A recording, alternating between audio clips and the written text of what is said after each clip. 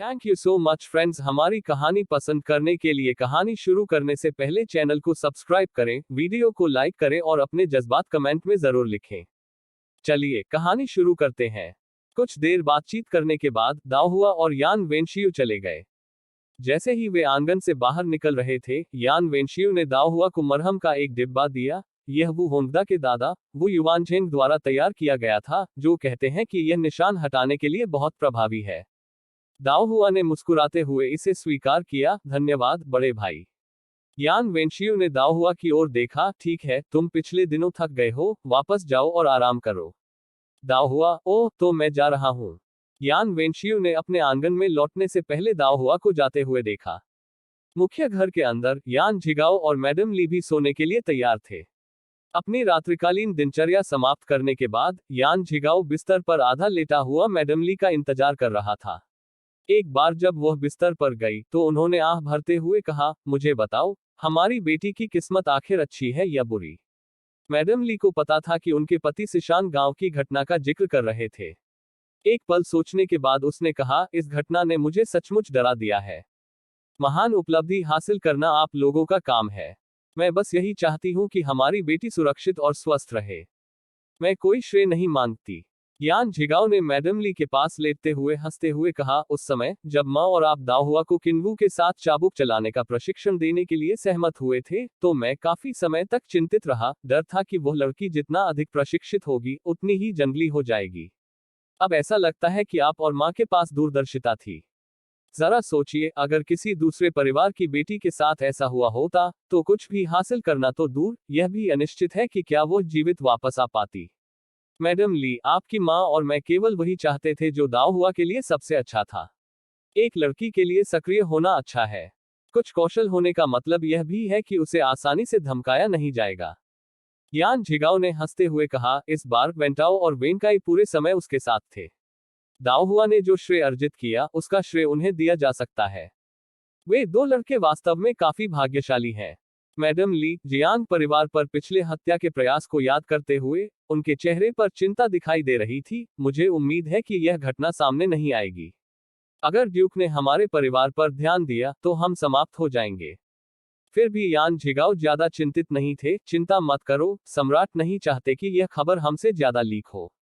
दाओहुआ मंडप। जैसे ही दाओहुआ ने कपड़े धोना समाप्त किया और बिस्तर पर लेटी, उसने गयू की रिपोर्ट सुनी। मिस डोंग यहाँ है। इससे पहले कि उसके शब्द गिरे, डोंग युवानयाओ एक केप पहने हुए अंदर आया। यही, आज रात मैं तुम्हारे साथ सोने जा रहा हूँ। दाओहुआ, जो बिस्तर पर केवल अपना सिर खुला करके लेटी हुई थी, हंसी। अच्छा है, मुझे वैसे भी नींद नहीं आ रही है। वांग मैनमैन की ओर मुड़ते हुए, जाओ और दूसरी रजाई ले आओ। डोंग युवानयाओ ने अपना लबादा खोला और यह कहते हुए कपड़े उतारने लगी, मैं पहले ही नहा चुकी हूँ।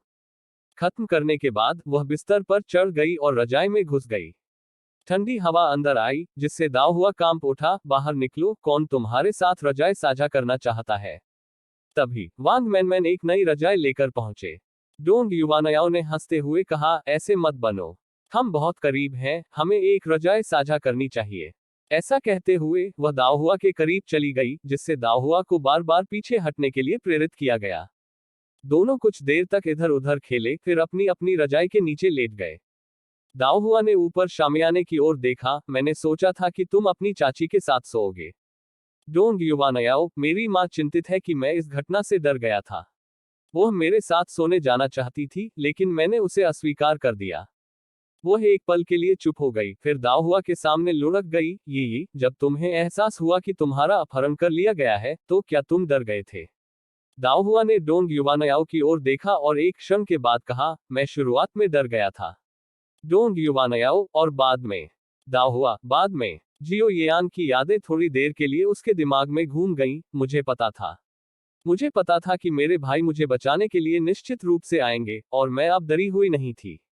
बोलते हुए उसकी अभिव्यक्ति एक मदहोशी में डूबी रही। दरअसल वह अपने दिल में इस बात को लेकर और भी अधिक आश्वस्त थी कि जियो येयांग उसे बचाने आएगा और उसके पास क्षमता है और वह निश्चित रूप से उसे ढूंढ लेगा। यह पता चला कि वह उस पर इतना भरोसा करने लगी थी कि उसे इसका एहसास भी नहीं हुआ था। डोंग युवानयाओ एक पल के लिए चुप हो गया। आपकी तरह मैं भी पहले डरा हुआ था, लेकिन बाद में मैं अब और नहीं डरा था। दाओ हुआ ने डोंग युवानयाओ की ओर देखने के लिए अपना सिर घुमाया, उसकी आंखें भ्रम से भर गईं। जियो यांग और भाई डोंग द्वारा पाए जाने के बाद डोंग युवानयाओ ने अपना सिर हिलाया। नहीं, सन चांगजे और गार्डियान के साथ उन लोगों के खिलाफ लड़ाई के दौरान मैंने डरना बंद कर दिया। जैसे ही वह बोली, डोंग युवानयाओ का चेहरा मुस्कुराहट से खिल गया और उसकी भौहों से आत्मविश्वास का संकेत झलक रहा था। ये क्या आप जानते हैं? उस लड़ाई के बीच में मुझे एहसास हुआ कि मैं अपनी रक्षा कर सकता हूँ, कि मुझे अपने माता पिता और भाइयों के पंखों के नीचे रहने की जरूरत नहीं है, और जो तलवारबाजी मैंने सीखी वह सिर्फ दिखावे के लिए नहीं थी। लेकिन अगर सन चांस ने आपके लिए तलवार नहीं रोकी होती, तो आप अभी भी बिस्तर पर पड़े होते। दाओ हुआ ने शुष्क स्वर में चुटकी ली। डोंग युवानयाओ में अभी इकट्ठा हो रहा गौरव तुरंत कम हो गया, क्योंकि उसने दाओ हुआ पर एक नजर डाली। तुम्हें पता है कि मेरा मूड कैसे खराब करना है। दाओ हुआ ने इसे दिल पर नहीं लिया। यह अनुभव मेरे लिए एक चेतावनी के रूप में भी काम करता है। भविष्य में मुझे चाबुक के साथ अभ्यास करने के लिए अधिक समय देना चाहिए। पहले मैं केवल शारीरिक प्रशिक्षण के लिए अभ्यास करता था, लेकिन अब से मुझे इसे और अधिक गंभीरता से और परिश्रम पूर्वक लेना होगा। कौन जानता है कि आपदा फिर से कब आ सकती है? कुछ कौशल होने से कम मेरे भागने की संभावना बढ़ सकती है ना? डोंग युवानयाओ ने सहमति में सिर हिलाया, और एक पल के लिए सोचने के बाद उसने अचानक पूछा, क्या आप जानते हैं कि सन चांगजे हमें बचाने के लिए समय पर क्यों प्रकट हुए? दाओ हुआ अपने बिस्तर पर वापस लेट गई। मैंने जियो येयांग से सुना कि सुन चांगजे अब ग्लास फैक्ट्री में डीलर है। डोंग युवानयाओ का हैरान चेहरा देखकर उसने समझाया, इसका मतलब है कि वह जियो येयांग से ग्लास खरीदता है और फिर उसे बेचता है। उस दिन जब हमें पकड़ लिया गया और जहाज पर बिठाया गया, तो उसने इसे देखा, इसलिए वह हमारे साथ चल दिया। सन चांगजे की बात करें तो उनका भी काफी इतिहास है। उन्हें याद रखें, हम उनसे तब मिले थे जब हम जिगुंग में थे। डोंग युवानयाओ ने सिर हिलाया। मैं कैसे भूल सकता हूँ। उन्होंने हम दोनों के सामने साहसपूर्वक सभी अधिकारियों की आलोचना की। दाओ हुआ मुस्कुराया। बिल्कुल। डोंग युवानयाओ ने आग्रह किया, तो उसमें ऐसा क्या खास है? आगे बढ़ो, मुझे बताओ। दाओ हुआ, क्या आप शिपिंग गिरोहों के बारे में जानते हैं? यही कारण है कि सन चांगजे और उनके भाई पानी में इतने कुशल हैं। उनका परिवार पीढ़ियों से शिपिंग में शामिल रहा है। डोंग युवानयाओ के चेहरे पर एहसास की झलक दिखी। कोई आश्चर्य नहीं कि वह इतना कुशल है। तो वह शिपिंग गिरोह से है। दाओ हुआ, सन फैमिली भी कोई साधारण शिपिंग गिरोह का सदस्य नहीं है। अफवाह है कि उसके पिता एक उप बेड़े के संचालक हैं। अन्यथा जियो येयांग बड़ी मात्रा में ग्लास बेचने के लिए उस पर भरोसा नहीं करता। जैसे ही वह बोल रही थी, वह रुकी और डोंग युवानयाओ की ओर देखने के लिए अपना सिर घुमाया। आपने अचानक सन चांगजे के बारे में क्यों पूछा? डोंग युवानयाओ ने अपनी नजरें फेर ली। मुझे लगता है कि वह आदमी काफी वफादार है। दाओ हुआ ने सिर हिलाया। वह काफी वफादार है। मैंने कभी नहीं सोचा था कि वह मुझे बचाने के लिए जोखिम उठाएगा। डोंग युवानयाओ, आपने अभी भी यह नहीं बताया कि वह आपको बचाने क्यों गया था। दाओ हुआ ने अपनी भौहें सिकोड़ ली और एक पल के लिए सोचा। शायद सबसे अधिक संभावना है, मुझे लगता है कि ऐसा इसलिए है क्योंकि मैंने एक बार उसकी मदद की थी। जैसे ही उसने बात की, वह डोंग युवानयाओ पर नजर डालने से खुद को नहीं रोक सकी। ऐसा लगता है कि आप उसमें काफी रुचि रखते हैं।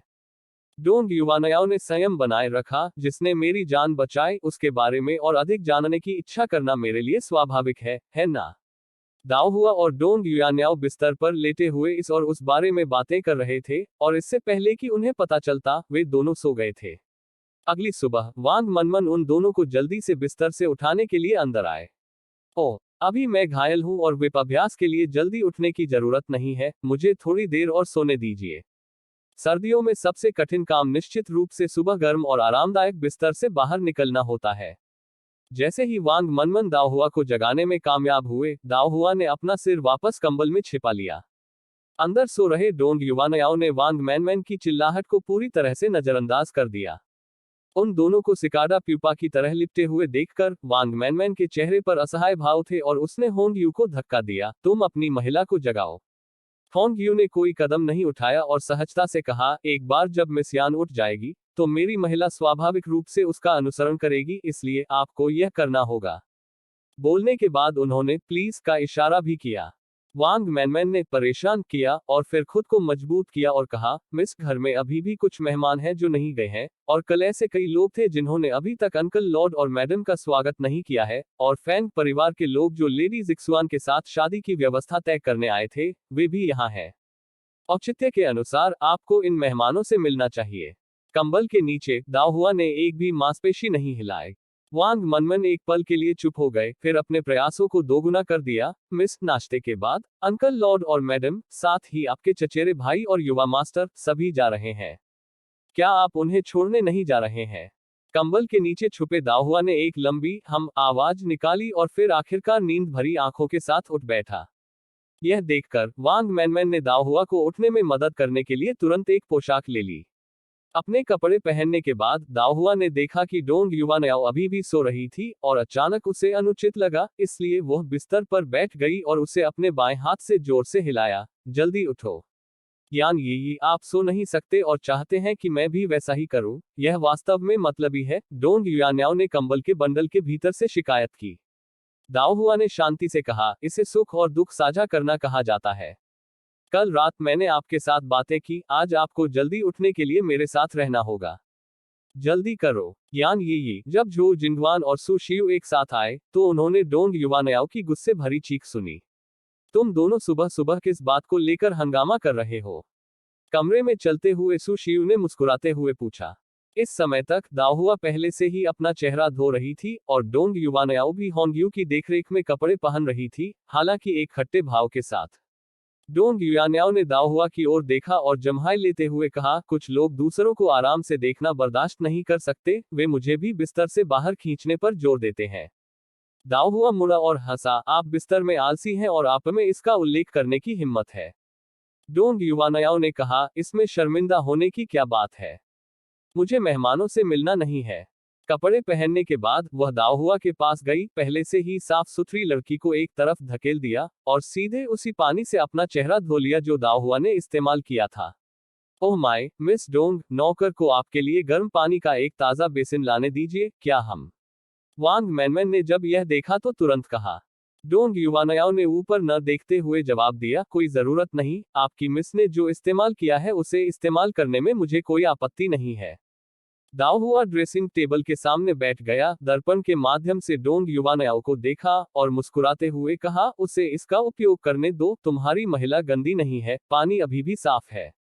सु शियू एक तरफ बैठ गई और उन दोनों को हंसते हुए आगे पीछे मजाक करते हुए देखा। बस कुछ कहने ही वाली थी कि उसने झो जिंगवान को अपने बगल में थपथपाते हुए देखा और तुरंत पूछा, क्या बात है?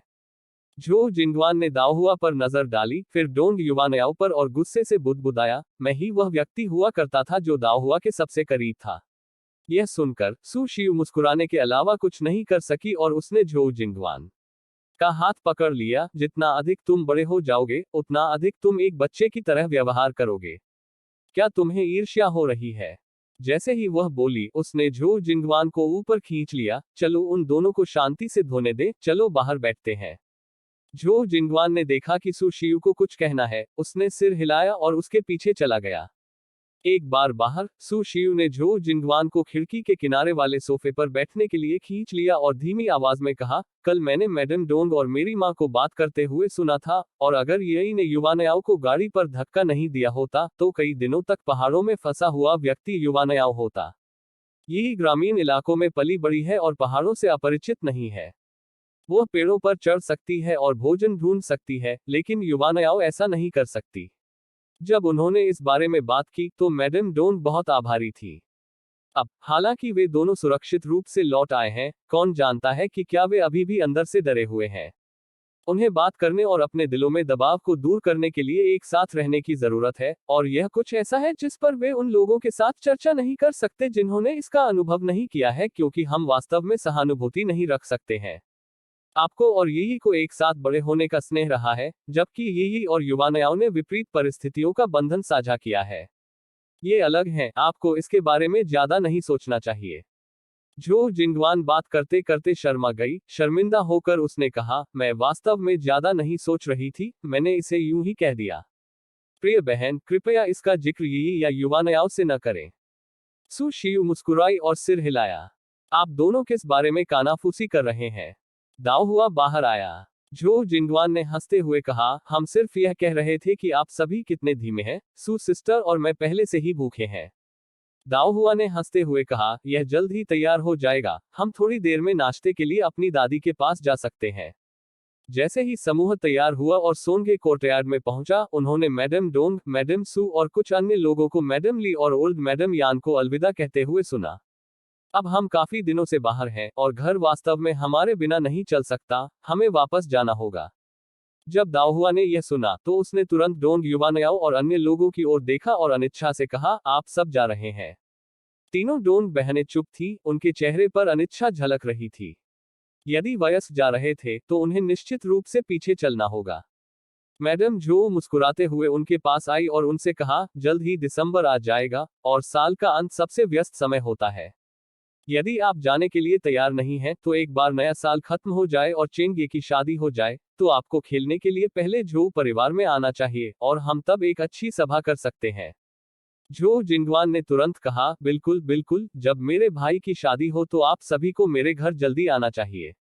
तीनों दाओ हुआ ने चुपचाप सिर हिलाया। यह देखकर मैडम डोंग और मैडम सू मैडम ली और बूढ़ी मैडम यान को देखकर मुस्कुराई। इन चार लड़कियों के बीच भावनाएं वास्तव में मजबूत है।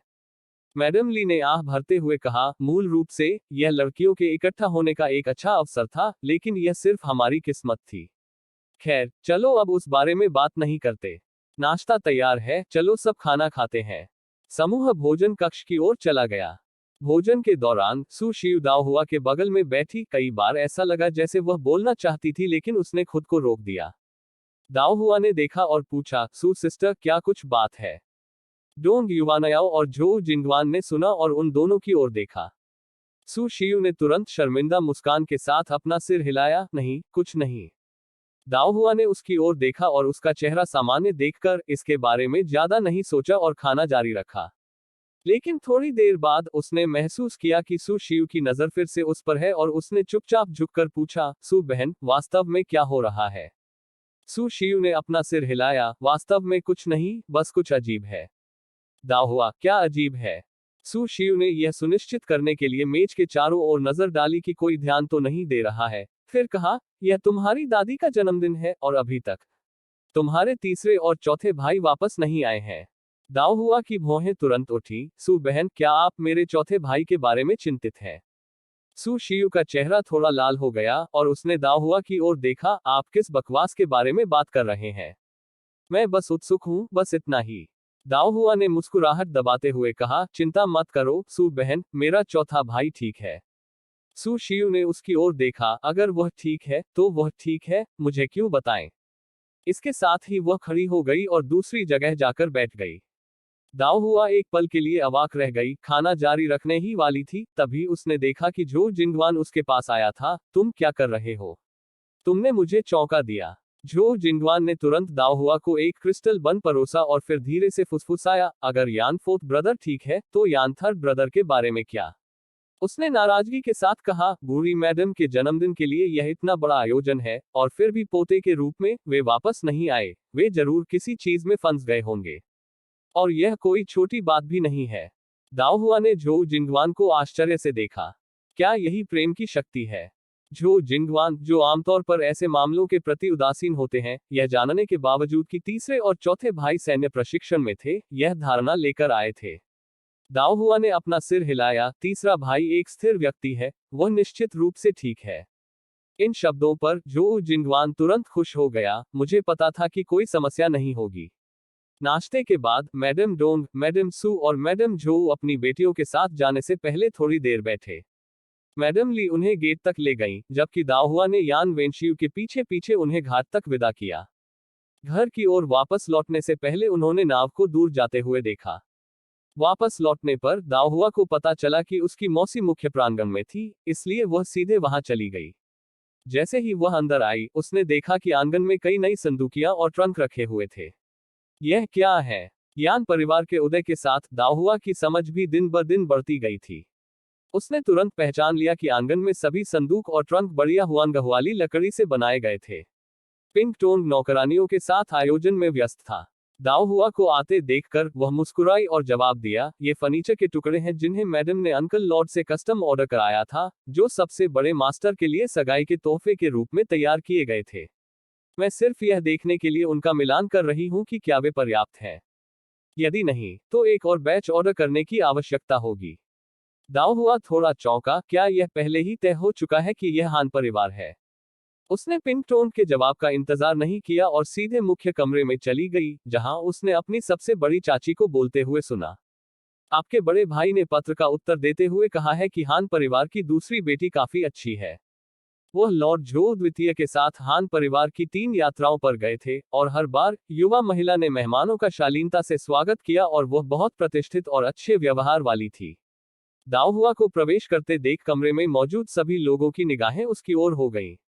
दाओ हुआ मुस्कुराया और अपनी दोनों चाचियों को सम्मान देने के लिए उनके पास आया, फिर मैडम ली के पास बैठ गया और प्रसन्नता से पूछा, क्या मेरे दादाजी बीजिंग गए थे? फैन फैमिली ने मुस्कुराते हुए सिर हिलाया, आपके दादाजी का बीजिंग में कुछ व्यवसाय है। वो पहली बार वहां इसे संभाल रहे हैं, और उन्हें चिंता थी कि बटलर सब कुछ नहीं संभाल सकता, इसलिए वह व्यक्तिगत रूप से इसकी देखभाल करने गए थे। मैडम ली ने आगे कहा, चूंकि मां हान परिवार की लड़की को देखने के लिए व्यक्तिगत रूप से बीजिंग नहीं जा सकती थी, इसलिए उन्होंने आपके दादाजी को देखने का जिम्मा सौंपा। वो हमेशा अच्छी निर्णय क्षमता रखते हैं। उनकी मदद करने से मां को अधिक सहजता महसूस होती है। हालांकि उनके पास मैचमेकर के रूप में लॉर्ड जो द्वितीय था, फिर भी जो परिवार उनसे कुछ हद तक दूर था। चूंकि यह उसके बड़े बेटे के आजीवन संबंध का सवाल था, वह अभी भी थोड़ी असहज थी। फिर भी मैडम ली को अपने भाई पर बहुत भरोसा था। फैन फैमिली ने चिढ़ाते हुए कहा, बिल्कुल, आपके बड़े भाई की नजर वाकई बहुत अच्छी है। याद रखें, आपके पति को भी उन्होंने ही चुना था, और देखो अब आप कितने अच्छे से रह रहे हैं। मैडम ली ने मुस्कुराते हुए अपना सिर नीचे कर लिया, अपने बड़े भाई के प्रति वास्तव में आभारी महसूस कर रही थी। दाओ हुआ बिना रुके एक तरफ बैठकर सुन रहा था। उसके दादा व्यवसाय में हमेशा उत्कृष्ट रहे थे, उन्हें जो भी उपयुक्त लगता था वह निश्चित रूप से वैसा ही होता था। बेशक, इस संभावना से इनकार नहीं किया गया कि हान परिवार की दूसरी बेटी दिखावा कर सकती है। वो सोच रही थी कि जियालियू कब वापस आएगा और क्या उसने हान परिवार की दूसरी बेटी के बारे में कोई खबर जुटाई है। मैडम जियांग ने मुस्कुराते हुए कहा, हान परिवार को आपके बड़े भाई के साथ लॉर्ड जो द्वितीय की मुलाकात के पीछे के इरादे को निश्चित रूप से समझना चाहिए। चूंकि उन्होंने अपनी बेटी को मेहमानों का स्वागत करने की अनुमति दी है, ऐसा लगता है कि कोई समस्या नहीं होनी चाहिए। क्या दूसरे लॉर्ड हान या सबसे बड़े हान बेटे ने कोई संकेत दिया है? मैडम ली ने अपना सिर हिलाया, अभी नहीं। वे काफी दिनों तक हमारे घर पर रहे और उन्हें अब तक हर चीज के बारे में पूछताछ कर लेनी चाहिए थी। वे शायद बीजिंग से प्रतिक्रिया की प्रतीक्षा कर रहे हैं। फैन फैमिली ने हंसते हुए कहा, आपके परिवार की वर्तमान स्थिति को देखते हुए इस बात की बहुत अधिक संभावना है कि यह शादी होगी। मैंने चेंग ही और अन्य लोगों से सुना है कि दूसरे लॉर्ड हान और सबसे बड़े हान बेटे दोनों हर दिन मुस्कुरा रहे हैं, जो स्पष्ट रूप से दिखाता है कि वे आपके परिवार से संतुष्ट हैं। आपको अपनी भावी बहू के लिए सगाई के उपहार तैयार करना शुरू कर देना चाहिए। दोपहर के भोजन के बाद ली परिवार चला गया, और फैंग लियांग जी, जिनकी ली जिक्सुआन से सगाई हुई थी, उनके साथ चले गए। चूंकि उनकी अभी तक शादी नहीं हुई थी, इस बार वह अकेले आए। फैंग लियांग जी और फैंग हाओ रिश्तेदार थे। जब वे चले गए, तो फैंग हाओ और सबसे बड़ा हान बेटा भी उन्हें छोड़ने आए। फैंग हाओ ने कई बार दाओ हुआ की ओर देखा, जो सामने ली परिवार की लड़की के साथ हाथ में हाथ डाले चल रहा था। युवा लड़की जीवंत और उत्साही दिखाई दी, उसकी भौहें अभी भी निर्भीक और अनियंत्रित थी, जो यह संकेत दे रही थी कि पिछले कुछ दिनों की घटनाओं का उस पर कोई प्रभाव नहीं पड़ा था। हालांकि जियांग परिवार ने व्यक्तिगत रूप से स्पष्ट किया था कि उस दिन 4 युवतियों के चले जाने का कारण जियांग वानिंग की बीमारी थी, क्योंकि वे यान परिवार के घर में रहती थी। यह अनुमान लगाना कुछ हद तक अनुमान लगाया जा सकता था कि चीजें इतनी सरल नहीं थी। बेशक, यह उस तरह की चीज थी जिसे लोग अपने दिल में जानते थे। ये तुम्हें नए साल के बाद मेरे घर जल्दी आना होगा, ली जिक्सुआन ने दाओ हुआ से धीरे से कहा। दाओ हुआ ने मुस्कुराते हुए सिर हिलाया, चिंता मत करो, मैं निश्चित रूप से अपने चचेरे भाई को विदा करने के लिए जल्दी आऊंगा। ली जिक्सुआन ने दाओ हुआ पर एक नजर डाली, तुम मुझे चिढ़ा रहे हो। कुछ वर्षों में तुम्हारी बारी होगी। यह सुनकर दाओ हुआ हंसा और उसने तुरंत विषय बदल दिया। जल्द ही समूह सामने के गेट पर पहुंच गया, और अलविदा कहने के बाद उन्होंने ली परिवार को गाड़ी में चढ़ते और निकलते देखा। इसके बाद दाहुआ मैडम ली के पीछे पीछे पिछवाड़े तक चला गया। सुबह में उन्होंने डोंग युवानयाओ और उसके समूह को और दोपहर में ली परिवार को दिन की घटनाओं से थके हुए दाहुआ को जाते हुए देखा था। वह सांस लेने के लिए मुख्य प्रांगण में बैठी ही थी कि उसने यान युनशी और यान युनयान को हाथ में हाथ डाले चलते देखा। कृपया मुझे यह मत बताएं कि आप भी विदाई लेने के लिए यहाँ आए हैं। दाओहुआ ने चौड़ी आंखों से उनकी ओर देखा। यान युनक्सी और यान युनयान ने मैडम ली को प्रणाम किया। आंटी, हमने काफी समय से आपके आतिथ्य का भार उठाया है और अब हमारे घर लौटने का समय हो गया है। मैडम ली ने तुरंत उनसे बैठने का आग्रह किया, कुछ दिन और रुकें। हाल ही में घर पर बहुत सी चीजें निपटानी पड़ी हैं और मैंने आपकी अच्छी देखभाल नहीं की है। आपको मुझसे नाराज नहीं होना चाहिए। यान युनयान ने जल्दी से कहा, आप किस बारे में बात कर रही हैं, आंटी? आपने हमारा बहुत ख्याल रखा है। हम हर चीज के लिए बहुत आभारी हैं, भोजन, कपड़े और हम भाई बहनों की हमारी सभी जरूरतें। दोनों को चिंतित होते देख दाहुआ मुस्कुराया, उनके पास चला गया और असहाय होने का नाटक करते हुए उनके पास बैठ गया। मैं तुम्हारे साथ समय बिताना चाहता था, लेकिन किसने सोचा होगा मैं इतना व्यस्त व्यक्ति हूँ। अगली बार जब तुम दोबारा आओगे, मैं निश्चित रूप से तुम्हारे साथ ठीक से जाऊंगा। यान युनयान ने मुस्कुराते हुए कहा, हम सब समझते हैं। वैसे ये तुम्हारे मालिक कैसे हैं? क्या उनमें कोई सुधार हुआ है? दाओहुआ एक पल के लिए चौंका लेकिन जल्दी ही संभल गया। उन दिनों जब वह और युवानयाओ मौजूद नहीं थे, मैडम ली ने लोगों को बताया था कि वे गु जियान से मिलने के लिए ताओहुआ गांव गए थे। वो अब बेहतर है। यान युनयान ने संदेह न करते हुए सिर हिलाया, यह सुनकर अच्छा लगा। यान यूसी ने भी इसमें शामिल होते हुए कहा, ये आप यान फैमिली विलेज में दोबारा कब आएंगे? मैं आपके साथ जुड़ूंगा और खेतों में घूमूंगा। दाओहुआ ने मुस्कुराते हुए पूछा, क्यों, क्या तुम्हें सांवलापन होने का डर नहीं लगता? यान युनशी की अभिव्यक्ति कड़ी हो गई। 1 या 2 दिन के लिए टैन होने से कोई नुकसान नहीं होगा। बस इसे ढक दे और यह वापस फीका हो जाएगा। मैडम ली ने कुछ देर तक तीनों युवतियों के साथ बातचीत और मजाक किया और अंत में कहा, साल का अंत करीब आ रहा है और मुझे पता है कि आप सभी को घर की याद आ रही है, इसलिए मैं आपको अब और नहीं रखूंगी। हालांकि आपको कुछ और दिन रुकना चाहिए ताकि मैं आपके कबीले के बुजुर्गों के लिए मामूली उपहार तैयार कर सकूं। यान युनक्सी और यान युनयान ने सिर हिलाया, आप जैसा कहेंगी हम वैसा ही करेंगे, आंटी। इस बीच यान फैमिली गेस्ट हाउस में दूसरा मास्टर हान कमरे में हान हेक्सू और फेंग हाओ के साथ बातें कर रहा था और चाय पी रहा था। ओल्ड मैडम यान के जन्मदिन के भोज को देखते हुए यान परिवार के संबंध निश्चित रूप से कमजोर नहीं है। मार्क्वेस योनगजिया निवास से डोंग परिवार, पूर्व ग्रैंड सेक्रेटरी का झो परिवार और विद्वान सु परिवार, इनमें से प्रत्येक परिवार समझदार है, फिर भी वे सभी यान परिवार के साथ अच्छे संबंध बनाए रखते हैं, जो दर्शाता है कि यान परिवार के पास वास्तव में देने के लिए कुछ है। हान हेक्सू ने तुरंत कहा, अंकल, मेरी बहन और वेनशियू के बीच के मामले के बारे में। उसने वास्तव में सोचा कि यान वेनशियू एक अच्छा साथी था, ईमानदार और प्रतिभाशाली, निश्चित रूप से उसकी बहन के लिए काफी अच्छा। दूसरे मास्टर हान ने उसे रोकने के लिए अपना हाथ उठाया, इस मामले पर कोई जल्दी नहीं है। मैंने पहले ही आपके माता पिता को यान परिवार की स्थिति को स्पष्ट रूप से समझाने के लिए लिखा है। हमें इस पर उनकी राय सुनने की जरूरत है। उनके विचार में यान परिवार अच्छा था, लेकिन इतना उत्कृष्ट नहीं था कि उन्हें मैच के लिए जोर जोर से प्रयास करने की जरूरत पड़े। इसके साथ ही वह फेंग हाओ की ओर मुड़ गया। ओह, उन अफवाहों के बारे में जो कुछ दिन पहले फैली हुई थी, आप क्या सोचते हैं? फेंग हाओ हंसे, चूंकि वे अफवाहें हैं, इसलिए स्वाभाविक रूप से उन पर विश्वास नहीं किया जाना चाहिए। दूसरे मास्टर हान ने सिर हिलाया और इससे अधिक कुछ नहीं कहा। चाहे सच हो या झूठ, चूंकि जियांग और डोन परिवार इसे दबाने में सक्षम थे, इसलिए शायद ऐसा नहीं हुआ होगा। यान झिगाओ, जो घर से दूर एक अधिकारी के रूप में कार्यरत था, कई वर्षों से अपने पुराने घर में वापस नहीं आया था, फिर भी कबीले के साथ संबंध कभी नहीं टूटा था। जब भी पुराने घर के लोग हर साल किराया देने आते थे, मैडम ली कबीले के कुछ बुजुर्गों को देने के लिए नए साल के उपहार तैयार करती थी। यह जानने पर कि यान युनक्सी और उसके भाई बहन वापस लौटने वाले हैं, मैडम ली व्यस्त होने लगी। मुख्य प्रांगण। मैडम ली को परिवार के आंतरिक मामलों से निपटने और तुरंत नए साल के उपहार तैयार करने में खुद को झोंकते हुए देखकर यांग शियुजुन, जिसे दाहुआ द्वारा लाया गया था, ने आह भरी, आंटी माँ वास्तव में व्यस्त है।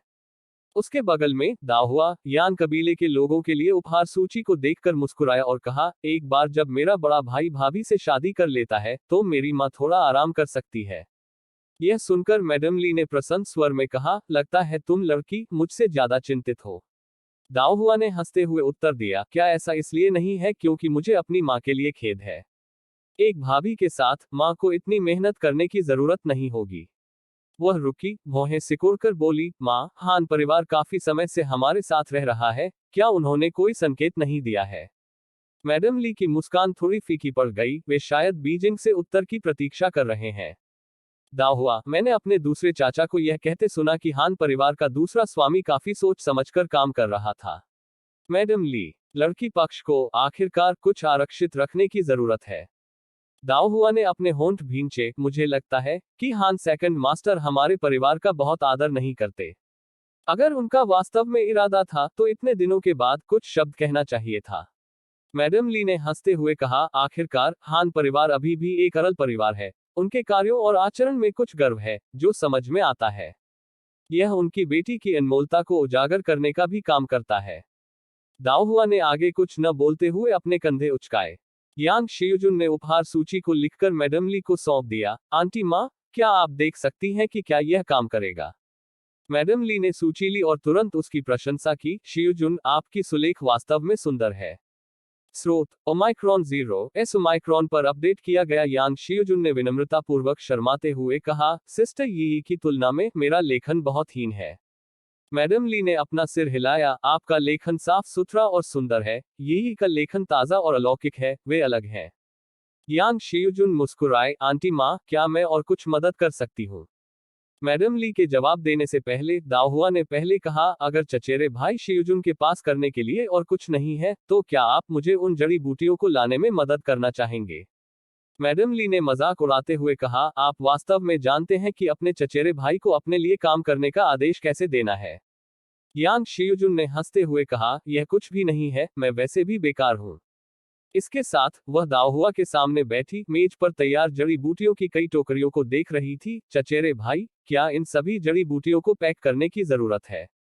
दाओ हुआ ने सिर हिलाया, ये सभी ताजी काटी गई नई जड़ी बूटियां हैं, चाहे उनका उपयोग सूप बनाने या दलिया पकाने के लिए किया जाए, वे पौष्टिक हैं। वे कबीले के सदस्यों के लिए उपहार के रूप में बिल्कुल उपयुक्त होंगे। यांग शियुजुन ने जड़ी बूटियों पर नजर डाली, केवल एस्ट्रेगलिस, एंजेलिका और तैयार रहमानिया को पहचाना, वह बाकी नहीं जानती थी।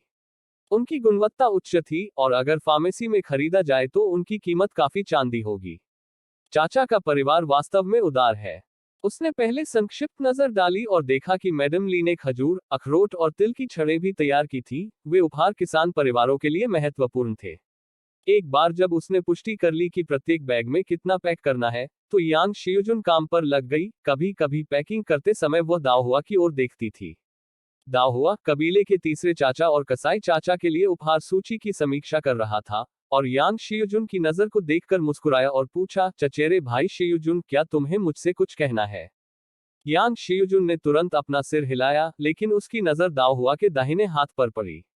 दाओ हुआ ने मुस्कुराते हुए कहा, यदि आपके मन में कुछ है तो बस कह दें, इसे बोतलबंद मत रखें।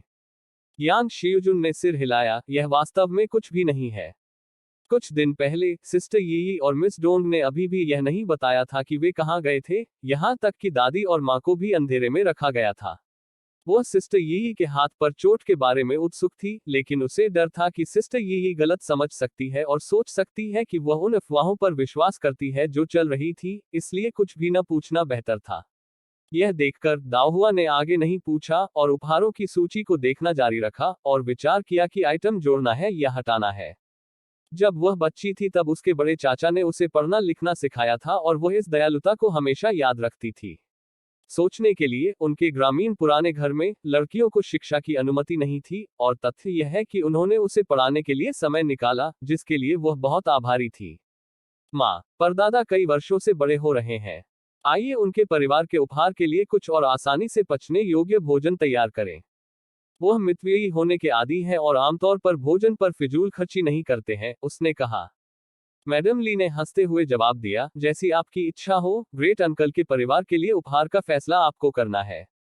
दाओ हुआ ने आगे कहा, इसके अलावा अंकल बुचर के परिवार ने उन्होंने मुझे 7 शिकारी कुत्ते दिए। यह कोई छोटा उपहार नहीं है। वह पूरे साल शिकार करने जाता है और उसे कुछ चोटें और चोटें लगना तय है। मैं उसे अपने द्वारा तैयार की गई कुछ औषधीय शराब और मरहम दूंगा। मैडम ली ने पूछा, क्या सभी 7 पिल्ले जीवित हैं? दाओ हुआ, बेशक, मैंने बीशी को उनकी इतनी अच्छी देखभाल करने के लिए कहा था, उन्हें जीवित रहना चाहिए। यांग शियुजुन ने मुस्कुराते हुए कहा, मैंने उन 7 छोटे कुत्तों को देखा है, वे बहुत प्यारे हैं। मैडम ली, वे शिकारी कुत्ते हैं, बड़े होने पर वे प्यारे नहीं रहेंगे। उसने चिंता के साथ दाओ हुआ की ओर देखा, क्या आप वाकई सभी 7 को रखना चाहते हैं? वे अब हानिरहित हैं क्योंकि वे छोटे हैं, लेकिन एक बार जब वे बड़े हो जाएंगे, तो क्या आप उन्हें नियंत्रित कर पाएंगे? शायद कुछ देने पर विचार करें। दाओ हुआ ने तुरंत अपना सिर हिलाया, बिल्कुल नहीं, मैं उन्हें रक्षक कुत्ते बनने के लिए प्रशिक्षित करना चाहता हूँ। वे न केवल हमारे घर की रक्षा करेंगे बल्कि लोगों को ट्रैक करने और ढूंढने में भी मदद करेंगे, जो बहुत फायदेमंद है।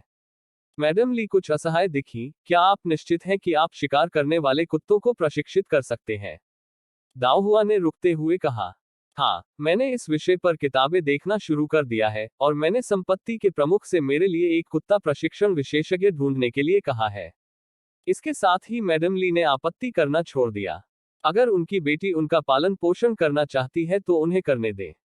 यांग शियुजुन ने बगल से चुपचाप देखा, उसका दिल इस बात से ईर्ष्या से भर गया कि मैडम ली दाओ हुआ को कितना पसंद करती थी। हालांकि उसकी माँ भी उससे प्यार करती थी, लेकिन वह आंटी ली की तरह नहीं थी। घर में निर्णय लेने में असमर्थ थी, जो चीजें वह उसके लिए कर सकती थी वह बहुत सीमित थी। तभी यान सियु मुस्कुराते हुए अंदर आई, क्या भाभी व्यस्त है? मैडम ली खड़ी हो गई और यान सियु को बैठने के लिए खींच लिया, और मुस्कुराते हुए कहा, कबीले के बच्चे इन दिनों वापस जा रहे होंगे। यह सोचकर कि नया साल दूर नहीं है, मैंने फैसला किया कि उन्हें कबीले के नए साल के उपहार अपने साथ वापस ले जाना चाहिए। मैं अब यही तैयारी कर रही हूँ। ये पिछले दिन इतने व्यस्त रहे हैं कि मुझे इन सब में चक्कर आ गया है। अब शियुजुन को भी मदद के लिए यहाँ खींच लिया गया है। यान सियु ने तुरंत उत्तर दिया, यह उसके लिए सौभाग्य है। भाभी, अगर आपको उससे कुछ करने की जरूरत है, तो बस उसे करने के लिए कहें। उसने यह बात अपनी आंखों के चारों ओर लालिमा के संकेत के साथ कही। मैं खुद ज्यादा काम का नहीं हूँ, उसे घरेलू कामकाज संभालना सिखाने में असमर्थ हूँ। अगर भाभी उसे कुछ मार्गदर्शन दे सके, तो इससे उसे जीवन भर फायदा होगा और मैं हमेशा आभारी रहूंगा। मैडम ली ने झट से कहा, आप किस बारे में बात कर रहे हैं? क्या शियुजुन मेरी भतीजी नहीं है? सच कहा जाए तो मुझे ही फायदा हो रहा है। साल का अंत करीब आ रहा है, और परिवारों के बीच नए साल के उपहारों का आदान प्रदान मुझे हमेशा इतना व्यस्त रखता है कि मैं अपने पूर्व को अपने पश्चिम से मुश्किल से बता पाती हूँ। इस बार मुझे अपना बोझ हल्का करने के लिए शियुजुन को अंदर खींचना पड़ा। दाओ हुआ ने हंसते हुए कहा, यह बहुत अच्छा है, यहाँ चचेरे भाई शियुजुन के साथ मेरे पास खेलने के लिए समय होगा। खड़े होकर उसने यांग शियुजुन को प्रणाम किया, मैं इस साल चचेरे भाई पर भरोसा करूंगी। यांग शियुजुन तुरंत उठ खड़ा हुआ, चचेरा भाई, कृपया ऐसा मत कहो। मैडम ली ने दाओ हुआ को चंचल दृष्टि से देखा, फिर यांग शियुजुन को गले लगाया, और यान सियु की ओर इशारा करते हुए कहा, मेरी यह चतुराई शियुजुन की चतुराई से तुलना नहीं कर सकती, वह हमेशा इधर उधर भटकती रहती है।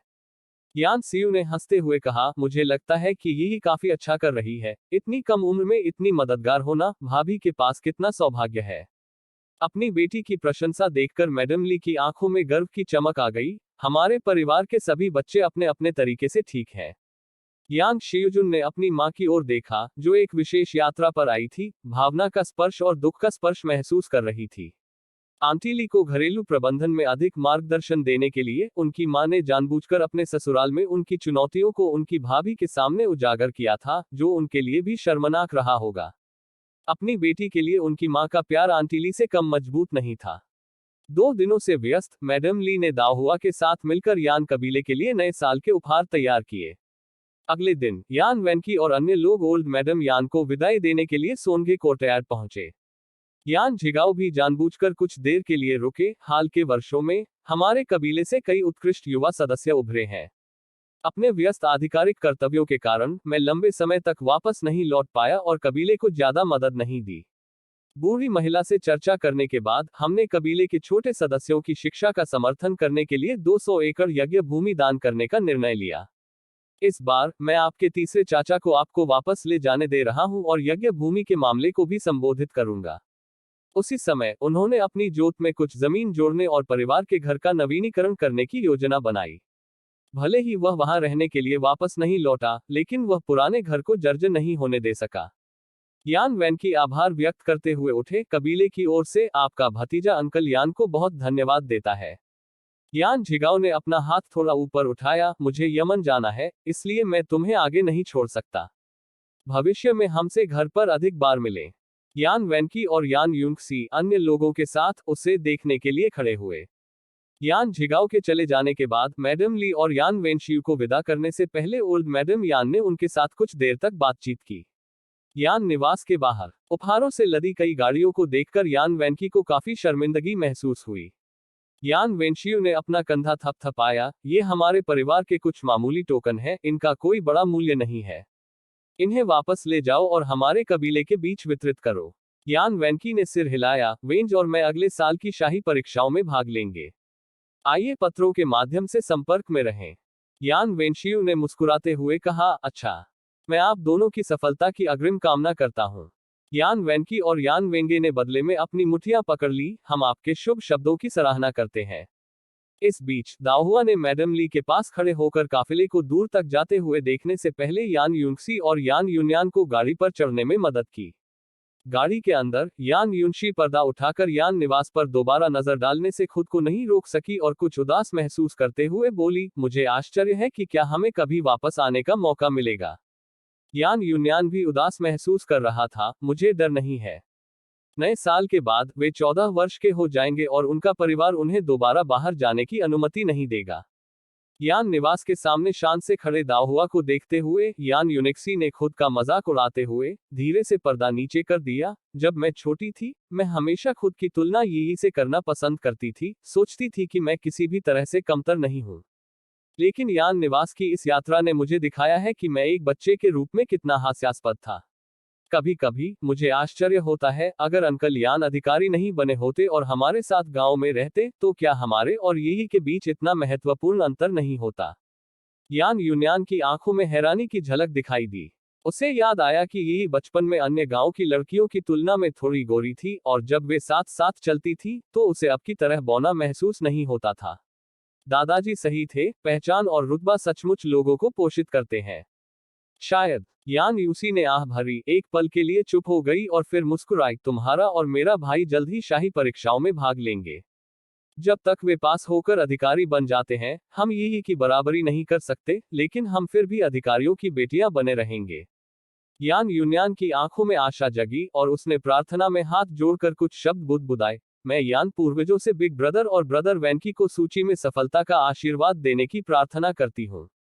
यही के घर की समृद्धि का अनुभव करने के बाद अपने पुराने ग्रामीण घर में लौटने का विचार एक बड़े कदम की तरह लगा। इस बीच बीजिंग में इंपीरियल पैलेस में मुख्य हॉल में यूनो चैन और अन्य ने अपना सिर नीचे रखा और संदेश देने वाले हिडन गार्ड ने आवाज लगाने की हिम्मत नहीं की। जब से सम्राट ने छोटे राजकुमार का पत्र पढ़ा, वह बहुत देर तक सख्त चेहरा लेकर बैठा रहा। चाय के एक और बर्तन के बाद जब हिजड़ेन को लगा कि सम्राट क्रोधित होने वाला है, तो सम्राट अचानक जोर से हंसने लगा, हालांकि हंसी के बीच में उसका चेहरा फिर से गिर गया। पिछला बादशाह सचमुच उस पर इतना मेहरबान था, इतना कि उसे पुश्तैनी जमीन की भी परवाह नहीं थी। ये शब्द दांत पीसकर कहे गए थे और दूर से हिजड़ायन सम्राट के दिल में दबी हुई निराशा और गुस्से को महसूस कर सकता था। लेकिन बाद में सम्राट की हंसी वास्तव में आनंददायक और राहत भरी थी। थोड़ी देर हंसने के बाद सम्राट ने यूनोचैन से कहा, एन युआन, मेरे लिए ग्रेट डेक्सिया का नक्शा लाओ। हिजड़े ने तुरंत सिर हिलाया, हाँ, यह नौकर इसे तुरंत ले आएगा। जल्द ही हिजड़ायन ने सावधानीपूर्वक 1 मीटर से अधिक लंबा एक ब्रोकेड बॉक्स लाया। महाराज, क्या मैं इसे खोलूं? सम्राट ने मेज की ओर उंगली से इशारा किया, इसे खोलो। हिजड़ेन ने तुरंत ब्रोकेड बॉक्स से नक्शा निकाला, बहुत सावधानी से नक्शे को थोड़ा थोड़ा करके फैलाया और चपटा किया। एक बार जब नक्शा सामने आ गया, तो सम्राट करीब से देखने के लिए नीचे झुका। उसने जल्द ही फैंक्सी को ढूंढ लिया और फिर उसे सिशान गांव मिला। सिंहासन पर बैठने से पहले उन्हें सिशान गांव की लोहे की खदान का उल्लेख किया गया था। दुर्भाग्य से उन्होंने कभी भी इसकी सटीक स्थिति का पता नहीं लगाया था। उसने यह अपेक्षा नहीं की थी कि पिछला सम्राट इसे 8वें भाई के लिए छोड़ देगा।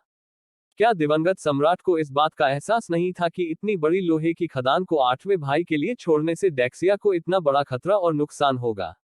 वह जानता था, फिर भी पिता के गहरे प्यार ने उसे लोहे की खदान 8वें भाई को देने के लिए प्रेरित किया। एक पिता का गहरा प्यार। सम्राट ने व्यंग्य से भरे चेहरे के साथ इस वाक्यांश को चबाया। दिवंगत सम्राट के इरादे अच्छे थे, वह जियांग परिवार को जानता था और वह स्वयं 8वें भाई को समायोजित नहीं कर सकता था, इसलिए उसने उसे इस तरह छोड़ दिया। लेकिन क्या उन्हें इस बात का एहसास नहीं था कि यह पिता जैसा प्यार 8वें भाई की मृत्यु की वजह बनेगा? काफी देर के बाद सम्राट अपनी उतार चढ़ाव भरी भावनाओं को शांत करने में कामयाब रहा और उसने अपना ध्यान वापस मानचित्र की ओर लगाया। आखिर दिवंगत सम्राट ने 8वें भाई के लिए कितने सुरक्षा जाल छोड़े थे? सम्राट की नजरें धीरे धीरे मानचित्र पर घूमी और अंततः शाही मकबरे के स्थान पर जा टिकी।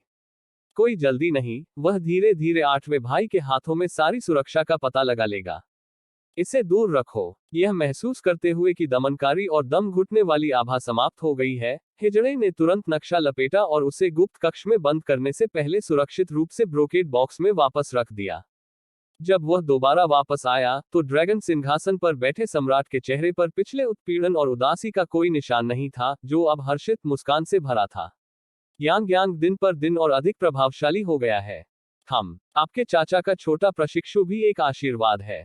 पहले सोने की खदान, अब लोहे की खदान, 8वें भाई पर वार करना, उसका समर्थन करना, ये दोनों युवा काफी अच्छा कर रहे थे। हिजड़ा एन तुरंत हंसा, महामहिम के पास वास्तव में विवेक का उपहार है। सम्राट ने मुस्कुराते हुए सिर हिलाया। भले ही चाचा ने महल छोड़ दिया था, फिर भी वह उनकी मदद कर रहे थे, पहले अकेले और अब अपने छोटे प्रशिक्षु के माध्यम से। वह सचमुच अकेला नहीं था। यांग यांग अभी भी बहुत छोटा है। वो जिंगी को वहां के मामलों पर कड़ी नजर रखने दे, उस बूढ़ी लोमड़ी को एक बार फिर मौका दे। हिजड़ा अन बिना कुछ बोले हंसा, लेकिन उसका मन विचार करने लगा। हालांकि उन्हें यह नहीं पता था कि क्या हुआ था, लेकिन सम्राट के ऐसा कहने के लिए यह एक अच्छी बात होगी, और इसके अलावा गवर्नर वू के लिए एक सराहनीय कार्य करने का एक अच्छा अवसर होगा। सम्राट ने एक पल के लिए सोचा। स्याही तैयार करो, मैं वू जिंगी को एक शाही फरमान भेजूंगा। यान निवास पर यान यूंगसी और अन्य लोगों को विदा करने के बाद दाओहुआ ने खुद को अचानक निष्क्रिय पाया। अब केवल यान सीयू और उसका बेटा, पुराने दूसरे मास्टर हान और फेंग हाओ कुछ मेहमानों के साथ निवास में रह गए। उसे पुरुष मेहमानों का मनोरंजन करने की आवश्यकता नहीं थी, उसे बस हर दिन अपनी चाची और चचेरे भाई के साथ थोड़ा समय बिताना था। आलस्य मन को भटका देता है। दाओहुआ मंडप में बीशी ने दाओहुआ को हैरान होकर देखा, जो उसके पास बैठा था और सोच में खोया हुआ था। उसने वांग मनमन की आस्तीन खींची। सिस्टर मनमन, क्या मिस अब भी यही और अन्य को प्रशिक्षित करेगी? वांग मनमन भी असमंजस में थी। उसने उत्तर दिया, क्योंकि उसने इन कुछ दिनों में युवती को अक्सर दिवास्वप्न देखते देखा था, मैं पूछूंगी। जियो येयान क्या कर रही थी? इसके विचारों से विचलित होकर दाओहुआ का ध्यान तभी वापस गया जब उसने वांग मनमन को अपने चेहरे के सामने हाथ लहराते हुए देखा। तुम क्या कर रहे हो? वांग मनमन ने जमीन पर पड़े 7 पिल्लों की ओर इशारा किया। मिस, क्या आप प्रशिक्षण जारी रखेंगी? तभी दाओहुआ को काम याद आया। प्रशिक्षण? निश्चित रूप से हमें प्रशिक्षण लेना चाहिए, उसने खड़े होते हुए कहा। जाओ, वो सुगंधित गोलियां ले आओ जिन्हें मैंने पहले मिश्रित किया था, यही, और दूसरों को अच्छी तरह से सूंघने दो। 7 पिल्लों के साथ वह उनमें से प्रत्येक का नाम बताने की जहमत नहीं उठा सकती थी, इसलिए उसने बस उन्हें यी, जियाओए, जियाओसन इत्यादि कहना शुरू कर दिया। जैसे जैसे दिसंबर शुरू हुआ, निंगमैन प्रांत में बार बार बर्फ गिरती रही। ठंडी हवाओं और ठंड से घिरी बाहरी दुनिया के साथ दाओहुआ कर्तव्य निष्ठा से अपने छोटे कुत्तों को प्रशिक्षण देने के लिए आंगन में रुकी। कुत्ते के प्रशिक्षण पर कुछ किताबें पढ़ने के बाद वह इस समय उत्साह की चरम सीमा पर थी। कुछ करने को होने के कारण उसे अब बोरियत महसूस नहीं होती थी। लाबा के दिन यान वेनशियू 2 सहपाठियों को छोड़ने के लिए बंदरगाह पर गया था। खान हेक्सू और फेंग हाओ के पास करने के लिए कुछ भी बेहतर नहीं था, इसलिए उन्होंने उसका साथ देने का फैसला किया। जैसे ही यान वेनशियू ने अपने सहपाठियों को समुद्र तट पर देखा, उसने विपरीत दिशा से आ रहे एक बड़े जहाज से एक उत्साहित चिल्लाते हुए सुना, बड़े भाई, बड़े भाई। यान वेनशियू ने आवाज के स्रोत की ओर देखा और अपने चौथे भाई, यान वेनकाई को अपनी भुजाएं लहराते हुए और उस पर चिल्लाते हुए देखा, जबकि उसका तीसरा भाई मुस्कुराता हुआ खड़ा था। कुछ कदम की दूरी पर छोटा राजकुमार था, जो इस समय एक प्रभावशाली दिखने वाले एक मजबूत मध्यम आयु वर्ग के व्यक्ति के साथ बातचीत कर रहा था। खान हेक्सू ने भी आवाज सुनी और तुरंत हंसे, वह तुम्हारा छोटा भाई है। हालांकि जैसे ही नाव करीब आई और उसने वू परिवार के मुखिया को जियो येयान के साथ बात करते हुए स्पष्ट रूप से देखा, उसने तुरंत अपनी आंखें सिकोड़ ली और फुफकारने लगा। यह सुनकर फेंग हाओ ने आश्चर्य से हान हेक्सू की ओर देखा। हालांकि हान हेक्सू के पास कोई आधिकारिक अदालती पद नहीं था, लेकिन वह अरल निवास में पले बड़े थे और उन्होंने सभी प्रकार के लोगों को देखा था। बहुत सी चीजें उसे इस हद तक आश्चर्यचकित नहीं कर पाती। फेंग हाओ ने तुरंत जहाज की ओर देखा। वह लिटिल प्रिंस के यान परिवार के साथ घनिष्ठ संबंध के बारे में जानता था, जिससे हान हेक्सू को आश्चर्य नहीं होगा, इसलिए लिटिल प्रिंस के साथ बात करने वाले मध्यम आयु वर्ग के व्यक्ति ने ही उसका ध्यान खींचा होगा। उस व्यक्ति का कद प्रभावशाली था और उसके चेहरे से अधिकार झलक रहा था, स्पष्ट रूप से वह उच्च पदों का आदि व्यक्ति था। यह आदमी कौन है? यान वेंशियू ने वू परिवार के मुखिया पर भी ध्यान दिया, और यद्यपि वह उसकी पहचान नहीं जानता था, वह उस व्यक्ति के लिटिल प्रिंस के साथ बात करने के आकस्मिक तरीके से अनुमान लगा सकता था कि उसे एक उच्च दर्जा प्राप्त होना चाहिए। क्या वह आपका बड़ा भाई है? जहाज पर सवार होकर वू परिवार के मुखिया की नजर यान वेंशियू पर पड़ी। यान वेंकाई ने तुरंत मुस्कुराते हुए कहा, सही है, मेरा बड़ा भाई मेरे और मेरे तीसरे भाई के विपरीत अधिक परिष्कृत और विद्वान दिखता है, जिनकी मार्शल उपस्थिति अधिक है। हालांकि उनमें मार्शल कौशल की कमी है, लेकिन मेरे बड़े भाई की विद्वता शीर्ष पायदान पर है। वो परिवार के मुखिया ने यान वेंकाई पर तिरछी नजर डाली। आप और आपकी बहन वास्तव में एक ही स्वभाव के हैं, यह नहीं जानते कि विनम्र कैसे रहना है। यान वेंकाई ने 2 बार अपनी जीभ चिपकाई और असहाय भाव अपनाते हुए कहा, आह, इसमें कोई मदद नहीं है, जब आप इतने उत्कृष्ट हैं, तो छिपना असंभव है। वो परिवार के मुखिया और जियो येयान को यह देखने में कठिनाई हुई और साथ ही उन्होंने अपनी नजरें फेर ली। वो परिवार के मुखिया ने कहा, छोटे राजकुमार, मैं बाद में नहीं उतरूंगा। जियो येयांग ने सिर हिलाया और विनम्रता से जवाब दिया, ये पिछले दिन वो परिवार के संरक्षक के लिए कठिन रहे हैं। वो परिवार के मुखिया ने जियो येयांग को कंधे पर थपथपाते हुए हंसते हुए कहा, इस तरह की कड़ी मेहनत मैं और भी अधिक सहन कर सकता हूँ। उदाहरण के लिए, वह इंटरसेप्टेड पत्र जो आपके पास है। जियो येयांग वो परिवार के संरक्षक के हाथ से बचते हुए किनारे पर चले गए। वो परिवार के संरक्षक के लिए अभी तक खुद को चिंतित करना जल्दबाजी होगी। क्या मैं वास्तव में इसे समझने में असमर्थ हूँ? बाद में वो परिवार के संरक्षक की सहायता लेने में बहुत देर नहीं होगी। तभी जहाज रुका और जियो येयांग ने अवसर का लाभ उठाते हुए कहा, हम अब उतरेंगे और वो परिवार के मुखिया को उसके महत्वपूर्ण मामलों से दूर नहीं रखेंगे। इसके साथ ही वह डेक की ओर जाने लगा। यान वेंताओ और यान वेंकाई ने हंसने और उनका अनुसरण करने से पहले वो परिवार के मुखिया के प्रति अपना सम्मान व्यक्त किया। तीनों को विदा होते देख वो परिवार के मुखिया ने मुस्कुराते हुए अपना सिर हिलाया, गोदी पर हान हेक्सू और अन्य लोगों की ओर देखा और फिर जहाज के केबिन में प्रवेश करने के लिए मुड़ गए। उतरने के बाद जियो येयांग यान वेंताओ और यान वेंकाई को सीधे यान वेंक्सियू और अन्य लोगों की ओर ले गया। छोटा राजकुमार समूह ने जियो येयांग का स्वागत किया। जियो येयांग ने हान हेक्सू और उसके साथियों की ओर सिर हिलाया, फिर मुस्कुराते हुए यान वेंशियू की ओर देखा, तुम्हें यहाँ क्या लाया है? यान वेंशियू ने मुस्कुराते हुए उत्तर दिया, कुछ दिन पहले स्कूल के कुछ साथी मिलने आए थे। आज जब वे जा रहे हैं तो मैं उन्हें छोड़ने आया हूँ। जियो येयांग ने चारों ओर देखा, क्या वे चले गए? यान वेंशियू ने सिर हिलाया, हाँ, वे अभी कुछ समय पहले ही चले गए हैं। यान वेंकाई ने कहा, अब जब हमारा व्यवसाय समाप्त हो गया है, तो चलो जल्दी वापस जाएं। मैं लाबा दलिया चाहता हूं जिसे बड़ी बहन काफी समय से पका रही है। यान वेंशियू ने अपने दोनों छोटे भाइयों को जोश और जोश से भरा देखकर अपने दिल में जाना कि लोहे की खदान में चीजों को अच्छी तरह से संभाला गया होगा और उसे राहत मिली। वो तुरंत हंसा, तो फिर चलो वापस चलते हैं। हान हेक्सू ने नाव पर नजर डाली और मुस्कुराते हुए पूछा, क्या हम नाव पर बाकी लोगों का इंतजार नहीं कर रहे हैं? यान वेंकाई ने अपना सिर हिलाया, कोई जरूरत नहीं, वे हमारे जैसे रास्ते पर नहीं जा रहे हैं। हान हेक्सू ने हंसते हुए कहा, जैसे कि यह एक आकस्मिक टिप्पणी हो, मुझे लगा कि आप उनसे काफी परिचित हैं और मान लिया कि आप एक साथ थे। वैसे वह व्यक्ति कौन था जो अभी आपके साथ खड़ा था? यान वेंकाई ने लापरवाही से उत्तर दिया, वह मेरे तीसरे भाई और मेरे लिए एक प्रकार का आधा गुरु है। हान हेक्सू की पुतलियां सिकुड़ गईं, गुरु। यान वेंकाई कुछ और कहने ही वाले थे, लेकिन यान वेंताओ ने टोकते हुए कहा, लगभग दोपहर हो गई है, चलो वापस चलते हैं। हमें दादी और अन्य लोगों को इंतजार नहीं कराना चाहिए। यान वेंशियू ने अपने तीसरे भाई की ओर देखा, मुश्किल से अपना सिर हिलाया। उसका तीसरा भाई वास्तव में अपने चौथे से अधिक समझदार था। अपने शब्दों के साथ आगे बढ़ते हुए और जियो यान के साथ बातचीत और हंसी मजाक करते हुए वह आगे बढ़े। यान भाइयों को लिटिल प्रिंस के साथ प्रसन्नतापूर्वक बातें करते देख हान हेक्सू एक कदम पीछे रह गया। वह सांस छोड़ने के अलावा कुछ नहीं कर सका।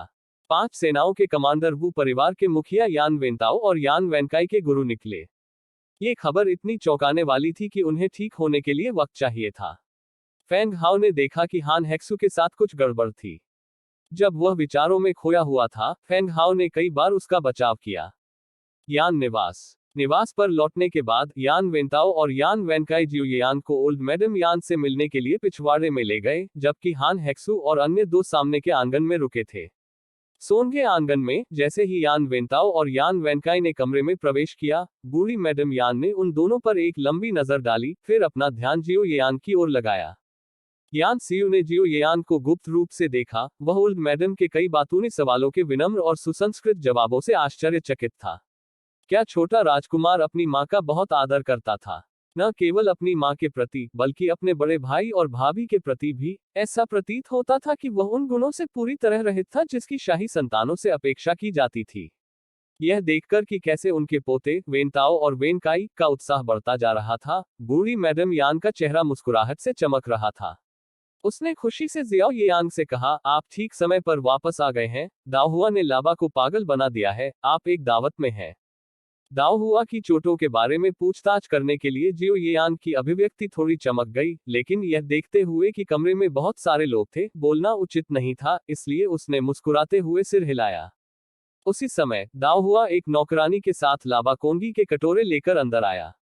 बूढ़ी मैडम यान ने तुरंत हंसते हुए कहा, काऊ काऊ की बात हो रही है और काऊ काऊ आता है। दाओहुआ को देखकर जियो यान की आंखें चमक उठी। दाओहुआ ने जियो यान की ओर देखा, फिर बूढ़ी मैडम के पास बैठकर मुस्कुराते हुए कहा, दादी, क्या आप अपनी पोती के बारे में बुरा बोल रही थी? बूढ़ी मैडम यान ने उस पर नकली नजर डाली। क्या मैं आपकी बात नहीं कर रही हूँ? शिकायत कर रही हूँ कि यह लाबा कोंगी इतनी देर से क्यों आ रही है? हम सभी बेसब्री से इंतजार कर रहे हैं। दाओहुआ ने हंसते हुए कहा, क्या इसे बर्तन से बाहर आते ही आपके पास नहीं लाया गया? आपको मेरी प्रशंसा करनी चाहिए। बूढ़ी मैडम यान ने बिना किसी मनोरंजन के हंसते हुए कहा, आपकी प्रशंसा करें और अधिक प्रशंसा करें और यह लड़की स्वर्ग में होगी। फिर उसने जियो यांग और अन्य लोगों की ओर देखा, आज एक त्योहार है और बाद में जब आप दोपहर के भोजन के लिए सामने वाले यार्ड में जाएंगे, तो आप निश्चित रूप से कुछ पे लेंगे। अपना पेट भरने के लिए पहले यहाँ कुछ लाबा कौंजी लें। सिर्फ 7 दिन से सफेद दाग में फायर द रेस्ट शुरू, तुरंत ऑर्डर करें। संशोधन 2 घंटे तक विलंब, सोने से पहले बस ये करो। नौकरानी को कौंजी परोसना शुरू करते देख यान सीयू ने एक पल के लिए सोचा और यान शियुजुन से कहा, जो यान यीहुआन के साथ बैठा था, शियुजुन, तुम किस लिए बैठी हो? जल्दी करो और सभी को कौंजी परोसो। बूढ़ी मैडम यान मुस्कुराई और हाथ हिलाकर कहा, नौकरानियां यहाँ है। यान सीयू मुस्कुराया, यह ठीक है, उस लड़की को थोड़ा घूमने दो। दाओहुआ ने अपनी चाची की ओर देखा और फिर जियो यांग और कमरे में मौजूद अन्य लोगों की ओर देखा।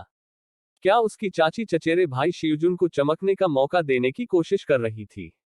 यांग शियुजुन खड़े हुए, नौकरानी के हाथ से करछूल लिया और सबसे पहले ओल्ड मैडम यान, सन फैमिली, वू फैमिली और यान सीयू को लाबा कौंगी के कटोरे परोसे। फिर वह यान वेंताओ और अन्य लोगों की सेवा करने के लिए चली गई। इस बिंदु पर यान वेनकाई ने आगे कहा, चचेरे भाई शियुजुन, हम अपनी सेवा स्वयं कर सकते हैं। आपको बैठकर आराम करना चाहिए।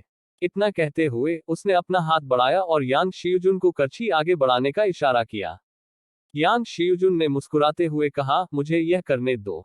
आप अभी वापस आए हैं, आप भाइयों को आराम करना चाहिए। यान सीयू ने हस्तक्षेप करते हुए कहा, हाँ वेनकाई, शियुजुन को आपकी सेवा करने दीजिए। कोई अन्य विकल्प न होने के कारण यान वेनकाई के पास वापस बैठने के अलावा कोई विकल्प नहीं था। जल्द ही यान शियुजुन ने कौंजी के कई और कटोरे परोसे। सबसे पहले जियो यान को एक कटोरा पेश किया। लिटिल प्रिंस, कृपया कुछ कौंगी लें। जियो यांग ने सिर हिलाया, हल्की मुस्कान के साथ कटोरा लिया और तुरंत पीना शुरू किए बिना उसे सीधे अपने बगल वाली मेज पर रख दिया। जियो यांग और उसके दो साथियों के चले जाने के बाद मैडम ली ने यान सीयू का हाथ पकड़ा और मुस्कुराते हुए सभी से कहा, ठीक है, चलो हम भी खाना खा लें। दाओहुआ ने अपना कटोरा नीचे रखा और डाइनिंग हॉल में ओल्ड लेडी यान की मदद करने चली गई। यान शियुजुन, यान यीहुआन, यान यीशुंग और यान यल के साथ पीछे चले। यान यीशुंग ने जियो येयान के सामने अछूते लाबा दलिया को देखा और यान शियुजुन को देखकर मुस्कुराया। सिस्टर शियुजुन, ऐसा मत सोचो कि सिर्फ इसलिए कि छोटा राजकुमार हमेशा सौम्य और विनम्र दिखता है, उससे संपर्क करना आसान है। इनकार करते हुए यान शियुजुन का चेहरा सख्त हो गया। मैं ऐसा नहीं सोचती। यान यीशुंग ने अपने हेयरपिन को समायोजित किया और हल्की मुस्कान के साथ कहा, इससे कोई फर्क नहीं पड़ता कि आप ऐसा सोचते हैं या नहीं, महत्वपूर्ण बात यह है। उसने लाबा दलिया की ओर देखा, जो तुमने आज किया वह दोबारा मत करना, कितना शर्मनाक है। बोलने के बाद वह मुस्कुराई और हवा में लहराती विलो की तरह शालीनता से चली गई। यान यीशुन के शब्दों के बाद यान शियुजुन को काफी असहजता महसूस हुई और तभी यान यल ने भी मुस्कुराते हुए कहा, सिस्टर शियुजुन, हमारी बड़ी बहन के शब्द गलत नहीं थे। हमारा परिवार कई वर्षों से लिटिल प्रिंस के साथ जुड़ा हुआ है, लेकिन यहाँ की सभी बहनों में से केवल हमारी सबसे बड़ी बहन पर ही उसकी नजर पड़ी है। आप भी यहाँ काफी समय से हैं, क्या आपने कभी हमें लिटिल प्रिंस के करीब जाने की कोशिश करते देखा है? आप कैसी बकवास कर रहे हैं? यान शियुजुन की परेशानी देखकर यान यहुआन ने तुरंत अपनी छोटी बहन को डांटा और आंखों से तुरंत वहां से चले जाने का इशारा किया। यान यल ने यान यीशुन के पीछे तेजी से चलते हुए अपने कड़ाई वाले रुमाल को झटकते हुए कहा। एक बार जब वे चले गए, यान यहुआन ने जल्दी से यान शियुजुन का हाथ पकड़ लिया। शियुजुन, उनकी बातों को दिल पर मत लो।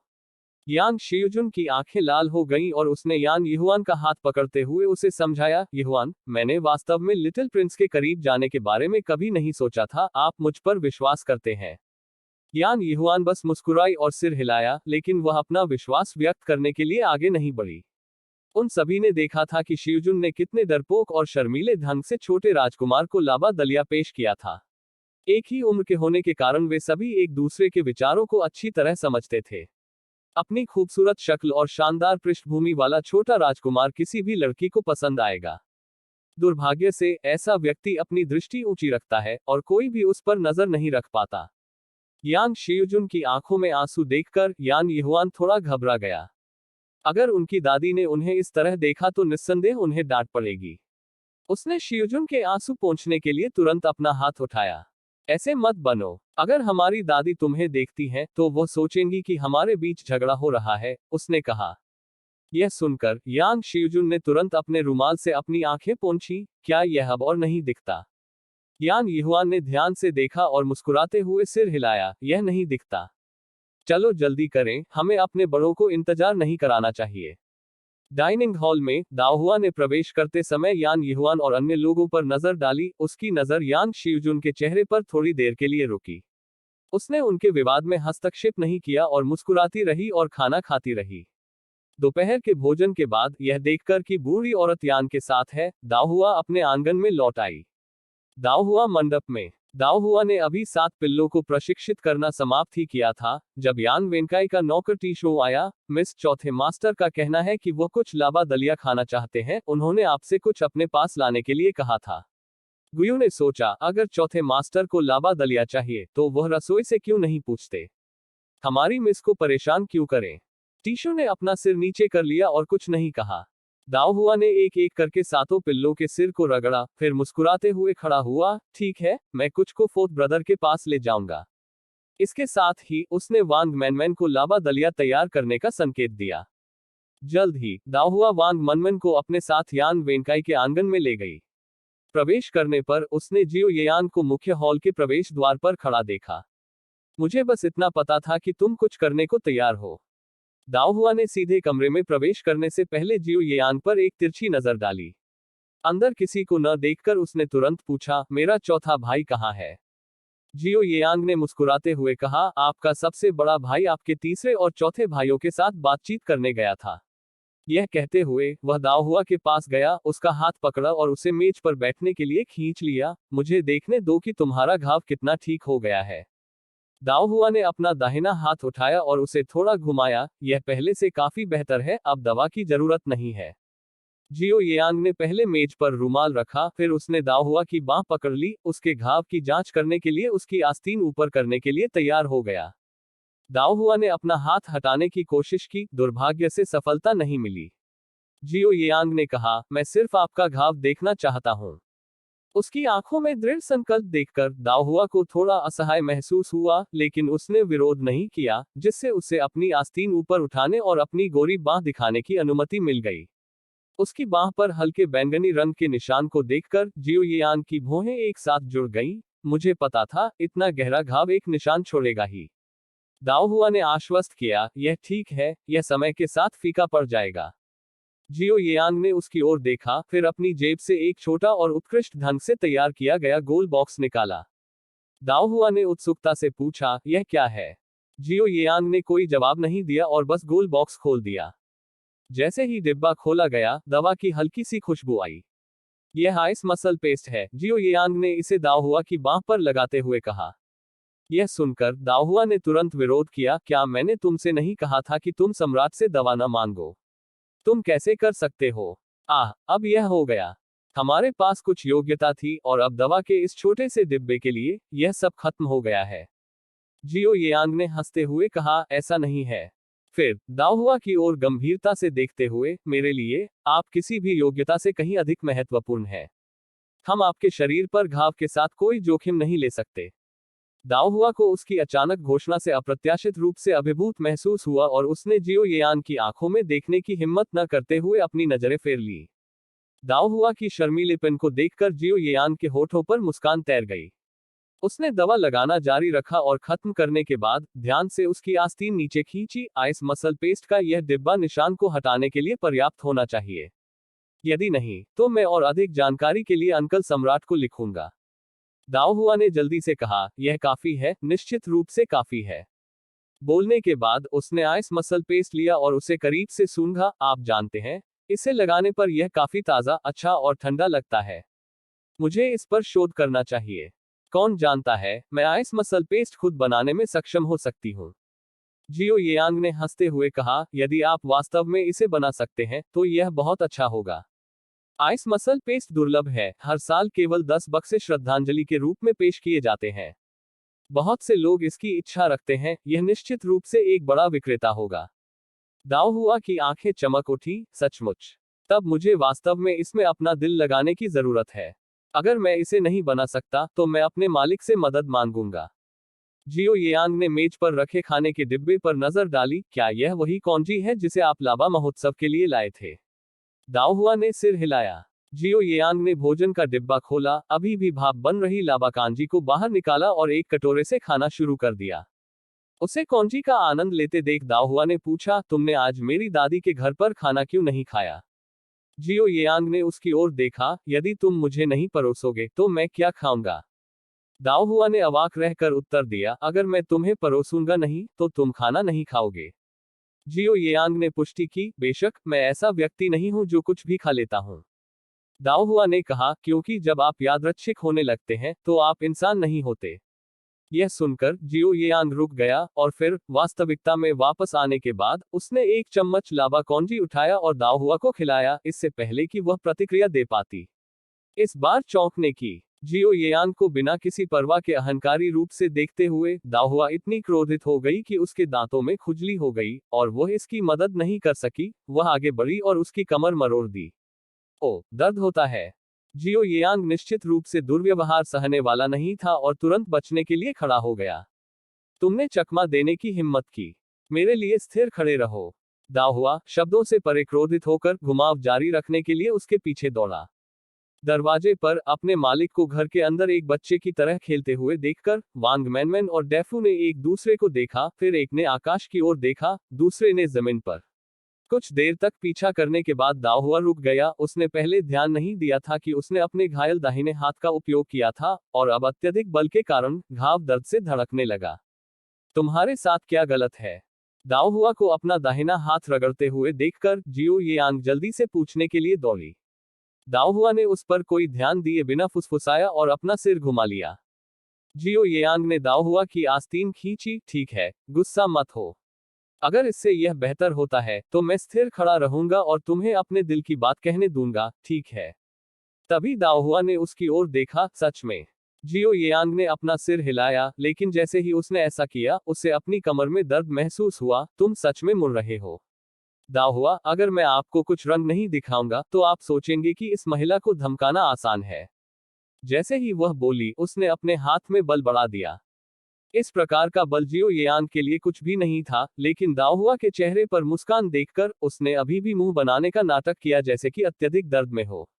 कुछ देर तक इधर उधर घुमाने के बाद दाओहुआ को बदला लेने का एहसास हुआ और उसने उदारतापूर्वक घोषणा करते हुए जाने दिया, मैं तुम्हें इस बार छोड़ दूंगा। जियो येयांग अपनी कमर को रगड़ते हुए मेज पर वापस बैठ गया और पाया कि लाबा दलिया ठंडा हो गया था। उसने तुरंत कहा, दलिया अब ठंडा हो गया है, मैं इसे कैसे खाऊंगा? दाओहुआ, यह आपका अपना काम है। जियो येयांग, इसे बाहर निकालना बहुत बेकार है, चलो बस इसे विभाजित करें और खाएं।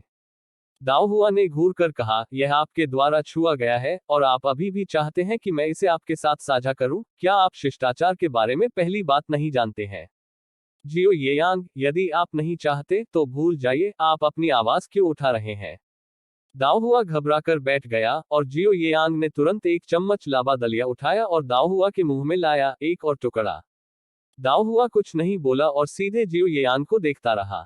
कई सेकंड तक आंख मिलाने के बाद दाओहुआ की तेज निगाहों के नीचे जियो येयांग ने आत्मसमर्पण कर दिया, भूल जाओ, इसे ठंडा खाना अच्छा नहीं है, मैं बस इसे खुद खाऊंगा। तभी दाओहुआ ने अपनी नजरें दूसरी ओर घुमाई। दरवाजे पर वांग मैनमैन ने डेफू पर नजर डाली और फुसफुसाए, छोटा राजकुमार मौत से मुकाबला करने में बेहतर और बेहतर होता जा रहा है। अपने मालिक का बचाव करने का कोई कारण न ढूंढ पाने पर डेफू ने गहरी सांस ली।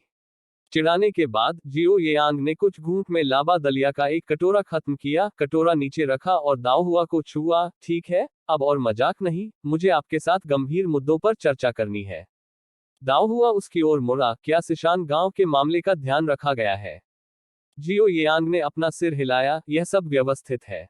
चूंकि आपने स्लीपिंग पाउडर के साथ काफी लोगों को मार डाला, जिससे हमें कई लोगों को जीवित पकड़ने की इजाजत मिली, मेरे शाही चाचा सिशान गांव को चारे के रूप में इस्तेमाल करना चाहते हैं। दाओहुआ ने सहजता से अपनी आवाज धीमी कर ली और जियो येयांग की ओर झुकते हुए कहा, ड्यूक डुआन के लोगों को लुभाने के लिए। जियो येयांग ने मुस्कुराते हुए सिर हिलाया और फिर दाओहुआ के माथे पर हल्के से हाथ फेरा, जल्दी उठाओ, है ना? दाओहुआ तुरंत सीधा बैठ गया और उसकी ओर घूर कर देखा। इससे पहले कि वह बोल पाती, जियो येयांग ने मुस्कुराते हुए कहा, मेरे पास कुछ अच्छी खबर है, क्या आप इसे सुनना चाहते हैं? दाओहुआ ने भौहें उठाई, क्या अच्छी खबर है? जियो येयांग ने अपना दाहिना हाथ बढ़ाया और अपनी तर्जनी को दाओहुआ की ओर टेढ़ा कर दिया। यह देखकर कि वह हिल नहीं रही थी, उन्होंने कहा, यह इस बार के पुरस्कारों के बारे में है। दाओहुआ तुरंत उत्तेजित हो गया और करीब झुक गया। यह देखकर जियो येयांग विजयी होकर मुस्कुराया और दाओहुआ के कान में फुसफुसाते हुए बोला, आपके दो भाइयों को पदोन्नत किया गया है। वे अब जिनलिंग गार्ड के 100 सैनिकों के प्रभारी छठे रैंक के अधिकारी हैं। दाओहुआ की आंखें चमक उठी, सचमुच? जियो येयांग मुस्कुराया, क्या मैं आपसे झूठ बोलूंगा? दाओहुआ ने फिर पूछा, तुम्हारे बारे में क्या, क्या तुम्हें पदोन्नत किया गया है? जियो येयांग ने अपना सिर हिलाया, मैं पहले से ही चौथी श्रेणी का गवर्नर हूं। ऊंचा उठना आसान नहीं है, लेकिन अंकल सम्राट ने मुझे जिनलिंग गार्ड 1000 घरेलू कार्यालय का पूर्ण नियंत्रण दिया है, जो मुझे वास्तविक शक्ति भी दे रहा है। दाओहुआ ने मुस्कुराते हुए कहा, यह वास्तव में बहुत अच्छा है। दाओहुआ के चेहरे पर छिपी खुशी देखकर जियो येयांग की निगाहें चमक उठी, क्या तुम मेरे लिए खुश हो? दाओहुआ, क्या यह स्पष्ट नहीं है? जियो येयांग हंसा, उसकी मुस्कान खुशी और सहजता से भरी थी। दाओहुआ भी उस मुस्कान से चकित हो गया था और जियो येयांग के चेहरे को देख रहा था, इतना करीब कि वह पहुंच के भीतर था। वह थोड़ी अप्राकृतिक लग रही थी और जल्दी से सीधी हो गई। दाओहुआ को दूर जाते देख जियो येयांग थोड़ा निराश हुआ, लेकिन फिर उसने उसे अपने हाथों से अपना चेहरा ढंकते हुए देखा। पहले तो वह हैरान हुआ, लेकिन जब उसने देखा कि उसके कान लाल हो गए हैं, तो वह धीरे से मुस्कुराए बिना नहीं रह सका। आप किस पर हंस रहे हो? मैं किसी भी चीज पर नहीं हंस रहा हूं। आप स्पष्ट रूप से हंस रहे हैं। मैं वास्तव में नहीं हूं, आप करीब क्यों नहीं आते और अच्छी तरह से देख नहीं लेते? जैसे ही दोनों मजाक कर रहे थे, आंगन के बाहर से आवाजें आईं। आवाजें सुनकर दाओहुआ तुरंत उठ खड़ी हुई और खुद को जियो येयांग से दूर कर लिया। जियो येयांग भी अपनी पिछली चंचलता से वापस अपने सामान्य गंभीर आचरण में स्थानांतरित हो गया। प्रवेश द्वार पर डी फू और वांग मैनमैन ने एक दूसरे पर नजरें डाली, दोनों अंदर ही अंदर अपने गुरु के अभिनय कौशल पर आश्चर्यचकित थे। जल्द ही यान वेनशियू, यान वेनताओ और यान वेनकई अंदर आए। दाओहुआ को भी वहां देखकर यान वेनशियू और यान वेनताओ के हाव भाव थोड़े सख्त हो गए। लिटिल प्रिंस वास्तव में कोई सीमा नहीं जानता था। यदि वह पीछे के आंगन में प्रवेश नहीं कर सका, तो वह बड़ी बहन को उनके आंगन में ले आया। जहां तक वेंकाई की बात है, वह हंसते हुए दाओहुआ की ओर चला। बड़ी बहन, क्या आप लाबा कौनजी को लेकर आए? यह सुनकर यान वेनशियू और यान वेनताओ ने एक दूसरे से नजरें मिलाई। दोनों एक साथ आहें भर रहे थे। तो गद्दार था। जैसे ही तीनों कमरे में दाखिल हुए, यान वेनकाई लाबा कौनजी खाने के लिए चले गए, और यान वेनशियू ने दाओहुआ से कहने से पहले जियो येयांग पर नजर डाली। बड़ी बहन, क्या आपके पास करने के लिए कुछ और है? यदि नहीं, तो आपको पीछे के आंगन में वापस जाना चाहिए। दाओहुआ के बोलने से पहले जियो येयांग ने कहा, मैं सिर्फ दाओहुआ के साथ आधिकारिक मामलों पर चर्चा कर रहा था। दाओहुआ ने ऊपर देखा और अपने सबसे बड़े भाई और तीसरे भाई को अपनी ओर देखते हुए उसने जल्दी से सिर हिलाया। जियो येयांग ने अविचलित होकर कहा, दाओहुआ ने पहले उल्लेख किया था कि उसके पास लोगों की कमी है, इसलिए मैं उसके लिए कुछ लोगों को लाया। इसके साथ ही उसने दीफू पर नजर डाली। दीफू ने तुरंत अपनी छाती से कई कागजात निकाले।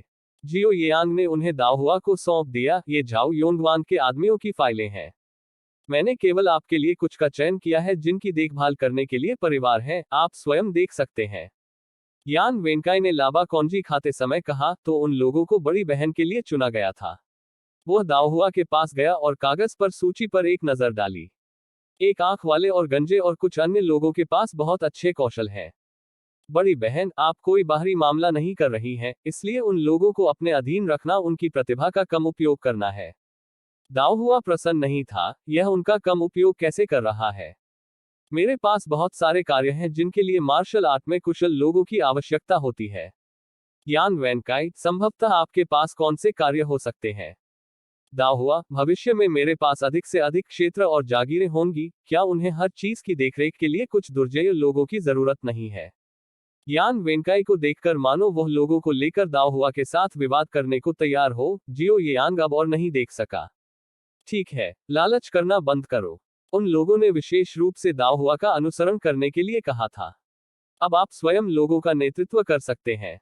यदि आप लोगों को चाहते हैं, तो उन्हें स्वयं खोजें। महत्वाकांक्षा में इतनी कमी न करें कि आप अपनी ही बहन से लड़ें। हमें उपयुक्त लोग इतनी आसानी से कहां मिल सकते हैं? यान वेनकाई ने अपने होठों को सिकोड़ लिया और फिर अपनी आंखों को घुमाते हुए, मुस्कुराते हुए जियो येयांग की ओर झुक गए। छोटे राजकुमार, हमने इस बार बहुत सारे लोगों को पकड़ा है और उनमें से कई उपयोगी हैं। अगर आप मुझे और तीसरे भाई को भी कुछ देंगे तो कैसा रहेगा? जियो येयांग हल्के से मुस्कुराए और यान वेनकाई की ओर देखा। यदि आप लोगों को चाहते हैं, तो स्वयं जाकर मिस्टर वू से बात करें। यान वेनकाई तुरंत चुप हो गए। यदि श्री वू से बात करना आसान होता, तो क्या उन्हें लोगों के लिए अपनी ही बहन से प्रतिस्पर्धा करने की आवश्यकता होती?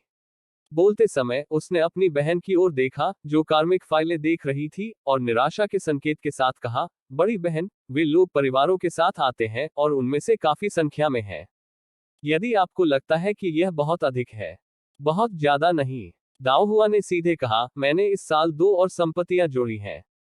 जब अगले साल वसंत की जुताई होगी, तो हम रोपण शुरू करेंगे, और यह ठीक उसी समय है जब हमें लोगों की आवश्यकता होगी। यह देखकर कि उसका चौथा भाई अभी भी कुछ कहना चाहता है, दाओहुआ ने जल्दी से कहा, चौथे भाई, आप और तीसरा भाई अक्सर बाहर घूमते रहते हैं। आप हमेशा ऐसे लोगों को चुन सकते हैं जो आपके स्वाद के अनुरूप हों, जबकि मेरे लिए यह अलग है। मैं हमेशा पिछवाड़े में रहता हूं, और मेरे संपर्क में आने वाला दायरा बस इतना छोटा है। फिर भी, आप अभी भी लोगों के लिए मेरे साथ प्रतिस्पर्धा करना चाहते हैं। यान वेनकाई ने अजीब तरीके से अपना सिर खुजलाया। मुझे बस ऐसा लगता है कि वन आई, बाल्ड और कुछ अन्य आपके हाथों में कुछ हद तक बर्बाद हो गए हैं। जियो येयांग ने कहा, बस जल्दी करो और अपना लाबा दलिया खाओ। लोग दाओहुआ के हैं, वह उनका उपयोग कैसे करती है यह उसका काम है, आपको अनावश्यक रूप से चिंता करने की जरूरत नहीं है। दाओहुआ ने बार बार सिर हिलाया, उसके चेहरे पर सहमति दिख रही थी। बिल्कुल। इस बीच यान वेनशियू और यान वेनताओ ने चुपचाप चाय की चुस्कियां ली, यह देखते हुए कि उनके छोटे भाई को उनकी बड़ी बहन और जियो येयांग ने बिना किसी हस्तक्षेप के दबा दिया था। उनके परिवार में यह कहा जाता था कि चौथे भाई की त्वचा सबसे मोटी थी और वह सबसे जिद्दी था। चाहे वह बड़ी बहन हो या छोटा राजकुमार, कोई भी आसानी से उसकी बात टाल सकता था। फिर भी वह एक ही समय में दोनों को उकसाने पर जोर देता था। परेशान क्यों होना? जियो येयांग ने दाओहुआ की ओर देखा, ठीक है, अपनी फाइलों को देखो और इस आदमी पर ध्यान मत दो। दाओ हुआ हंसे और सिर हिलाया, मम्मा। फिर वह एक एक करके कर्मियों की सूची पर गौर करने लगी। जियो यांग ने जिन लोगों को चुना था उनमें वनाई और बाल भी शामिल थे, सभी के परिवार थे। जब लोगों के परिवार होते हैं तो उनके बीच संबंध होते हैं, और ऐसे संबंध होने से वे अपने कार्यों में अधिक सतर्क हो जाते हैं, जिससे उन्हें नियंत्रित करना आसान हो जाता है। मैं इन लोगों से बहुत संतुष्ट हूँ। दाओ हुआ को खुश देखकर जियो यांग भी खुश हुआ और मुस्कुराते हुए पूछा, आप उन्हें कैसे व्यवस्थित करने जा रहे हैं? दाओ हुआ ने एक पल के लिए सोचा, पहले उन्हें ताओ हुआ गांव में संपत्ति में भेजो। मैं अपने मालिक से भी उन पर नजर रखवाऊंगा। नए साल के बाद मैं उनके प्लेसमेंट को फिर से व्यवस्थित करूंगा। वे अब कहाँ हैं? जियो यांग, क्या आप अब उनसे मिलना चाहते हैं? क्या मुझे डिफू को उन्हें अपने पास लाना चाहिए? दाओ हुआ ने अपना सिर हिलाया, कोई जरूरत नहीं है, बस उन्हें सीधे ताओ हुआ गांव भेज दें। वैसे भी मैं कुछ दिनों में अपने मालिक और दादी गू से मिलने जाऊंगी, ताकि मैं उन्हें देख सकूं। जियो यांग उदासीन था, जैसी आप व्यवस्था करें। यह देखकर कि मामला लगभग सुलझ गया था, यान वेनशियू ने दाओ हुआ से पिछवाड़े में वापस जाने का आग्रह करना शुरू कर दिया।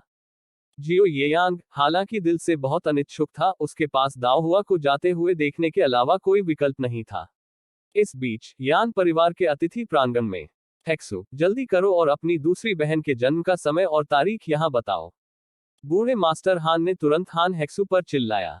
हान हेक्सू ने आश्चर्य दिखाया, दूसरे अंकल, क्या हो रहा है? हान हेक्सू और फेंग हाओ दोनों को आश्चर्यचकित चेहरों से अपनी ओर देखते हुए देखकर बूढ़े मास्टर हान को एहसास हुआ कि उन्होंने अपना आपा खो दिया है, और धीरे से बोलने से पहले खुद को स्थिर किया। हम पिछले कुछ समय से यान परिवार में हैं, और अब आपकी दूसरी बहन की वेनशियू के साथ शादी पर चर्चा करने का समय आ गया है। हान हेक्सू और भी अधिक आश्चर्यचकित थे। दूसरे अंकल, क्या आपने कुछ दिन पहले मेरे माता पिता के पत्र में यह नहीं कहा था कि हमें थोड़ा और इंतजार करना चाहिए, ताकि यान परिवार को यह न लगे कि हम रिश्तेदार बनने के लिए बहुत उत्सुक हैं?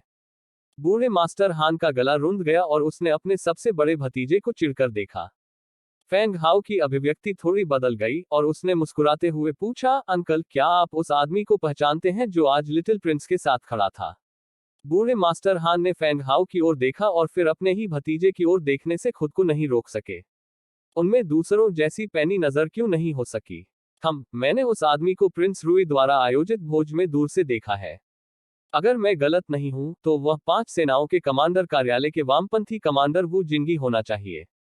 जैसे ही ये शब्द निकले, फेंग हाओ और हान हेक्सू दोनों की आंखें एक साथ फैल गईं। हान हेक्सू ने जोर से कहा, अंकल, क्या आप निश्चित हैं कि आपने उसे कोई और नहीं समझ लिया है? बूढ़े मास्टर हान ने अपने भतीजे की ओर देखा और उससे कुछ भी कहने की जहमत नहीं उठाई। फेंग हाओ एक पल के लिए स्तब्ध रह गया और फिर बुदबुदाया। वैनकाई ने कहा कि कमांडर वू उसका और वेंटाओ का आधा गुरु है। मैंने इसे गलत नहीं सुना, है ना? बूढ़े मास्टर हान ने भौहें चढ़ाई और सिर हिलाया, आपने सही सुना। हान हेक्सू अभी भी कुछ हद तक अविश्वास में था। यान परिवार कमांडर वू को कैसे जान सकता था? फेंग हाओ एक पल के लिए चुप हो गए। ऐसा लगता है कि लिटिल प्रिंस ने तार खींचे हैं। बूढ़े मास्टर हान ने सहमति में सिर हिलाया, ऐसा ही होना चाहिए। निंगमैन प्रांत में सोने की खदान की खोज के साथ सम्राट निस्संदेह किसी को जांच के लिए भेजेगा। इस प्रकार कमांडर वू का यहां आना कोई अजीब बात नहीं है। इतना कहकर वह रुक गया। इससे पहले मैं केवल यही सोचता था कि यान परिवार से वेनशियू कुछ हद तक सभ्य है। मुझे उम्मीद नहीं थी कि मैंने गलत निर्णय लिया है। कमांडर वू से मान्यता प्राप्त करने के लिए यान वेनकाई और यान वेंताओ में कुछ असाधारण गुण होने चाहिए। हान हेक्सू ने कहा, वेंताओ और वेनकाई दोनों मार्शल आर्ट में बहुत कुशल हैं। उन्होंने शर्मिंदा चेहरे के साथ कहा, मुझसे छोटा होने के बावजूद मैं पूरी ताकत से लड़ाई में उनका मुकाबला नहीं कर सकता। फेंग हाओ ने बातचीत की कमान संभाली। न केवल वे मार्शल आर्ट में मजबूत हैं, बल्कि एक तेज तर्रार है और दूसरा स्थिर और सावधानी पूर्वक है। वे दोनों वास्तव में दुर्लभ प्रतिभाएं हैं। बूढ़े मास्टर हान ने अपनी आंखें सिकोड़ ली। इसके बारे में सोचें, कमांडर वू वह व्यक्ति है जो देश भर में सैनिकों को भेजने का काम संभालता है। ऐसा व्यक्ति केवल पाश्विक ताकत से प्रभावित नहीं होगा। फेंग हाओ और हान हेक्सू दोनों ने सिर हिलाया। बूढ़े मास्टर हान ने आह भरते हुए कहा, इतनी उत्कृष्ट युवा पीढ़ी के साथ यान परिवार का भविष्य बहुत उज्जवल दिखता है। पहले उन्हें आरक्षित कर दिया गया था क्योंकि उन्हें लगा कि भले ही वेनशियू पहले से ही शाही परीक्षाओं में एक सफल उम्मीदवार थे और उनके पिता एक मजिस्ट्रेट थे जिन पर भरोसा किया जा सकता था, आधिकारिक तौर पर यान परिवार की नींव बहुत कमजोर थी और परिवार के भीतर से समर्थन के बिना उनकी संभावनाएं सुचारू नहीं हो सकती थी। संभावित रूप से हान परिवार को बहुत कम समर्थन मिल रहा था, लेकिन अब उसके दो भाई कमांडर वू से जुड़ गए थे। इस रिश्ते के साथ यान परिवार को भविष्य में बीजिंग में प्रवेश करने पर एक निश्चित गारंटी मिलेगी। जब तक यान परिवार बीजिंग में प्रवेश करता है, लिटिल प्रिंस के साथ उनके रिश्ते को देखते हुए हान परिवार को इससे लाभ हो सकता है। इसे ध्यान में रखते हुए वे अब आरक्षित रहना बर्दाश्त नहीं कर सकते। इस बार हान हेक्सू ने अपने दूसरे चाचा के निहित अर्थ को समझ लिया। वह अब अलग नहीं रहने वाला था। क्या मुझे अभी जाकर अपनी छोटी बहन के जन्म के पात्र लाने चाहिए, फिर हम जाकर यान परिवार को अपने इरादे स्पष्ट कर देंगे। बूढ़े मास्टर हान ने हान हेक्सू को घूरते हुए कहा, बेशक हम इतने सीधे नहीं हो सकते, अन्यथा आपकी बहन वास्तव में गोभी बन जाती। आज लाबा महोत्सव है, मैं रात के खाने के दौरान एक संकेत छोड़ दूंगा। यदि यान परिवार वास्तव में हमारे साथ विवाह गठबंधन बनाने में रुचि रखता है तो वे हमसे संपर्क करने की पहल करेंगे। जब शादी की बात आती है तो यह बेहतर है कि पुरुष पक्ष ही प्रस्ताव दे। लाबा महोत्सव के अगले दिन ताओहुआ बूढ़ी मैडम यान के साथ नाश्ता करने के लिए सोनगे कोर्टयार्ड में गई और प्रवेश पर उसने बुढ़िया को यान सीयू के साथ खुशी से बातें करते देखा। दादी, आप किस चीज से इतनी खुश हैं? इससे पहले कि बूढ़ी मैडम यान जवाब दे पाती, यान सीयू मुस्कुराते हुए बोली, ये आपकी एक भाभी बनने वाली है। क्या आप खुश हैं? ताओहुआ एक पल के लिए आश्चर्यचकित रह गया। हान परिवार सहमत हो गया। बूढ़ी मैडम यान ने मुस्कुराते हुए सिर हिलाया। बूढ़े मास्टर हान ने कल रात अपने इरादे प्रकट किए और रात के खाने के बाद आपके माता पिता आए और मुझे इसके बारे में बताया। ताओहुआ ने ओह ध्वनि निकाली, तो मेरे सबसे बड़े भाई और हान परिवार की दूसरी युवा महिला के बीच मामला सुलझ गया है। बूढ़ी मैडम यान ने मुस्कुराते हुए कहा, सबसे पहले हम जन्म कुंडली का मिलान करते हैं। यदि वे संगत हैं तो हम व्यवस्था तय करेंगे। अगले साल वसंत ऋतु में मैं आपके दूसरे चाचा को आपके सबसे बड़े भाई के साथ हान परिवार को औपचारिक रूप से प्रस्ताव देने के लिए बीजिंग भेजूंगा। लाबा महोत्सव के बाद यान परिवार ने चीनी नव वर्ष की तैयारी शुरू कर दी। पहली शाखा सबसे व्यस्त थी। यान झिगाओ को अपने आधिकारिक कर्तव्यों पर जाना था और मैडम ली को घरेलू मामलों का प्रबंधन करना था और विभिन्न परिवारों के लिए नए साल के उपहार तैयार करना था। पूरे दिन में उनके पास शायद ही कोई खाली समय था। दूसरी शाखा की भी अपनी निजी संपत्तियां थी और सन फैमिली के दहेज के अलावा दाहुआ कृषि भूमि और दुकानों से आय पिछले कुछ वर्षों में काफी अच्छी रही थी और उन्होंने धीरे धीरे कुछ और कृषि भूमि और दुकानें हासिल कर ली थी। वर्ष के अंत में मैडम सन को भी खातों की जांच करने की आवश्यकता पड़ी। यहां तक तीसरी शाखा, जिसकी पारिवारिक नींव सबसे पतली थी, ने ग्लास फैक्ट्री से यान वेंटाओ के लाभांश के कारण इस साल कुछ खेत और दुकानें जोड़ी, क्योंकि वह हर महीने चांदी घर लाता था। यह देखकर कि उनका बड़ा बेटा अधिक से अधिक होनहार होता जा रहा था, मैडम वो भी दुकानों को ठीक से प्रबंधित करना सीख रही थी। चाहे वह यान झिगाओ हो या मैडम ली, उन दोनों ने अपनी संपत्ति बचाने वाली दूसरी और तीसरी शाखाओं पर आंखें मूंद ली। यह देखते हुए कि बूढ़ी औरत अभी भी स्वस्थ थी, अपने पिता की मृत्यु के बाद एक साथ बड़े होने से बने भाईचारे के बंधन के साथ यान झिगाओ अपने दो छोटे भाइयों को नहीं छोड़ेगा। लेकिन जैसा कि कहा जाता है, एक बड़े पेड़ की शाखाएं टूटती हैं और समय के साथ परिवार को विभाजित करना पड़ता है। जब वह समय आया तो उसने अपने दोनों भाइयों को नुकसान नहीं होने दिया, लेकिन अगर दोनों भाइयों की अपनी अपनी किस्मत होती तो इससे पहली शाखा पर बोझ भी कम हो जाता और उनके लिए भी फायदेमंद होता। दिसंबर के मध्य तक पूरे यान निवास में एकमात्र वास्तविक निष्क्रिय लोग यान सीयू और उसकी बेटी थे। बुढ़िया भी विभिन्न पार्टियों के उपहारों का हिसाब किताब करने में व्यस्त थी। एक सुबह यांग सीयू यांग शिवजुन के साथ बूढ़ी मैडम यान को सम्मान देने के लिए आए और कमरे में प्रवेश करने पर खिड़की के पास कान पर कई वस्तुएं रखी देखी। माँ, ये क्या है? बूढ़ी मैडम यान ने हंसते हुए कहा, दाहुआ ने इन्हें कल रात यह कहते हुए भेजा था कि साल का अंत होने वाला है और मेहमान अक्सर हमारे घर आते हैं, इसलिए वह चाहती थी कि मैं लोगों को पुरस्कृत करने के लिए इन्हें अपने पास रखूं। बोलते बोलते उसने 1 फुट लंबा बक्सा खोला। बक्से के अंदर एक बड़े हिस्से में चांदी की जौ थी, जबकि एक छोटे हिस्से में सोने की जौ थी। मैडम यान ने यांग शिवजुन को करीब आने का इशारा किया, एक बड़ी मुट्ठी चांदी की जौ एक पस में निकाली और फिर उसे सौंप दिया। यांग शिवजुन ने जल्दी से अपनी मां की ओर देखा। दादी, बूढ़ी मैडम यान सीयू के बोलने का इंतजार न करते हुए हंसते हुए बोली, अच्छा बच्चा, इसे ले लो, इसे सुरक्षित रखो। यह साल का अंत है और तुम इसे अपने लिए या दूसरों को पुरस्कृत करने के लिए उपयोग कर सकते हो, यह काम आएगा। फिर उसने हथेली के आकार का एक छोटा बक्सा लिया, उसे सोने और चांदी के जौ से भर दिया और यान सीयू को सौंप दिया। यान सीयू ने तुरंत मना करने की कोशिश की, माँ, मैं इसे स्वीकार नहीं कर सकता। बूढ़ी मैडम यान ने क्रोधित होने का नाटक किया, यदि आप इसे नहीं लेंगे तो मैं क्रोधित हो जाऊंगी। आप देखिए, मेरे पास अभी भी यहाँ बहुत कुछ है, यह काफी है। माँ, मुझे ही आपका सम्मान करना चाहिए। यान सीयू की आंखें थोड़ी लाल हो गईं, उसके चेहरे पर शर्मिंदगी और अपराध बोध झलक रहा था।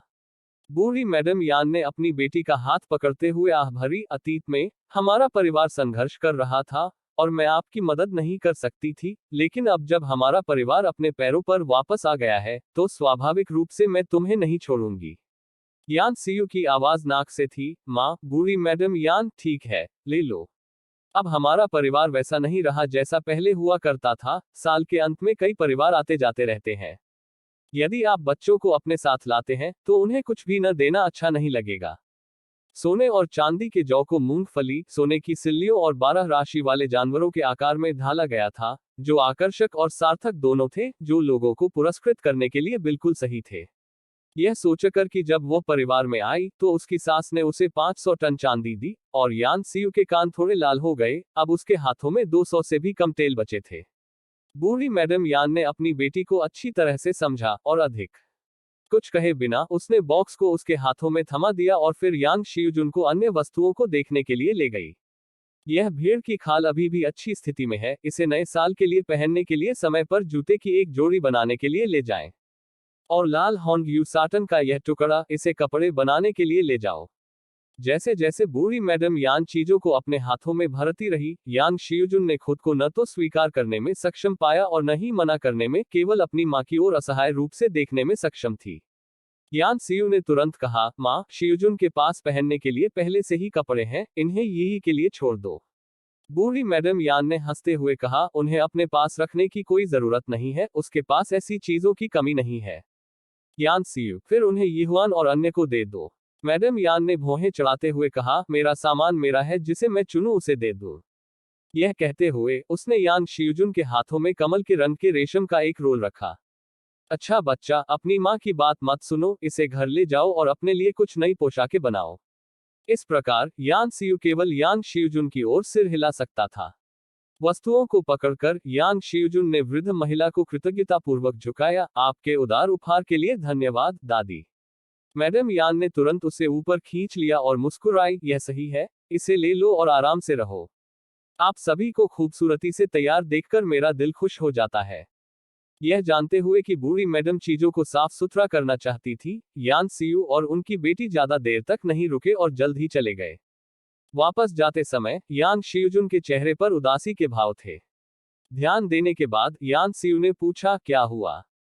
क्या तुम्हें वह उपहार पसंद नहीं आया जो तुम्हारी दादी ने तुम्हें दिया था? यान शियुजुन ने उदास होकर कहा, ऐसा नहीं है कि मुझे यह पसंद नहीं है, यह बस है। सिस्टर यी मुझसे केवल कुछ महीने बड़ी है, फिर भी वह बहुत अधिक सक्षम और दुर्जय है। मैं बहुत बेकार महसूस करता हूँ।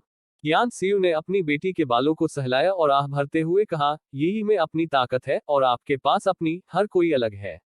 उत्तेजना के संकेत के साथ अपना सिर हिलाते हुए यान शियुजुन ने कहा, माँ, क्या आप जानती हैं? कल जब मैं दाहुआ मंडप में गया, मैंने सिस्टर यी को खाता बही जांचते देखा।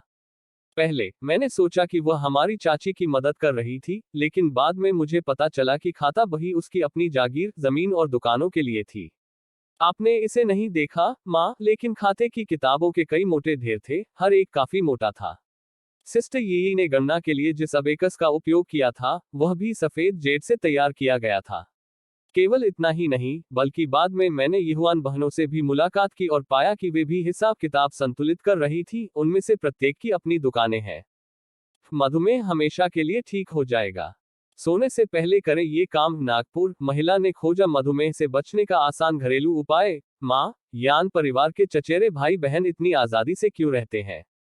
यान सीयू ने जल्दी से अपनी बेटी को अपनी तरफ खींच लिया और उसके हाथ को थपथपाते हुए आह भरते हुए कहा, तुम्हारी दूसरी चाची ने मुझसे यह बात कही। शुरुआत में यान परिवार हमारे जैसा ही था, लेकिन यही द्वारा एक दुकान खोलने और संपत्ति खरीदने पर जोर देने के बाद यह बदल गया।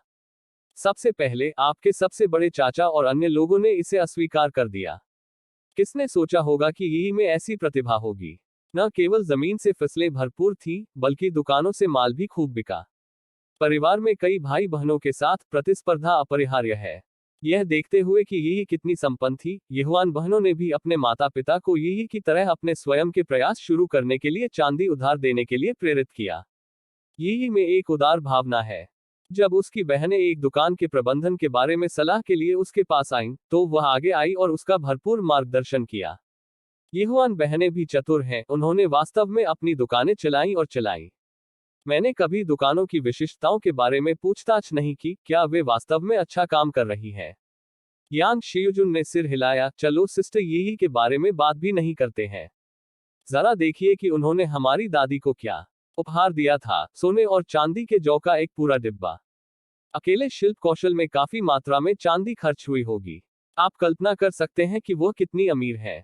यहुआन बहनों के स्वामित्व वाली दुकानें भी बहुत लाभदायक हैं।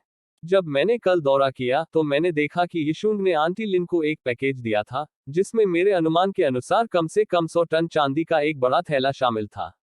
अपनी बेटी की आंखों में ईर्ष्या देखकर यान सियू ने आह भरी, मेरी बच्ची, तुम्हारे चाचा के परिवार जैसी परिस्थितियां अधिकांश परिवारों के आंतरिक आंगनों में दुर्लभ हैं। अधिकांश युवा महिलाएं बिल्कुल तुम्हारे जैसी हैं। किसी युवा महिला के लिए शादी से पहले अपनी संपत्ति का मालिक होना असामान्य है। यहाँ तक उन अमीर परिवारों में भी, जो अपनी बेटियों से बहुत प्यार करते हैं, कुछ ही लोग उसकी मां की तरह होते हैं। यांग शियुजुन ने निराशा से सिर हिलाया, मुझे पता है, यही कारण है कि मुझे लगता है कि एक उपपत्नी की संतान होने के बावजूद, यिशुंग यान परिवार में पैदा होने के बाद कई वैध बेटियों की तुलना में अधिक खुश लगती है।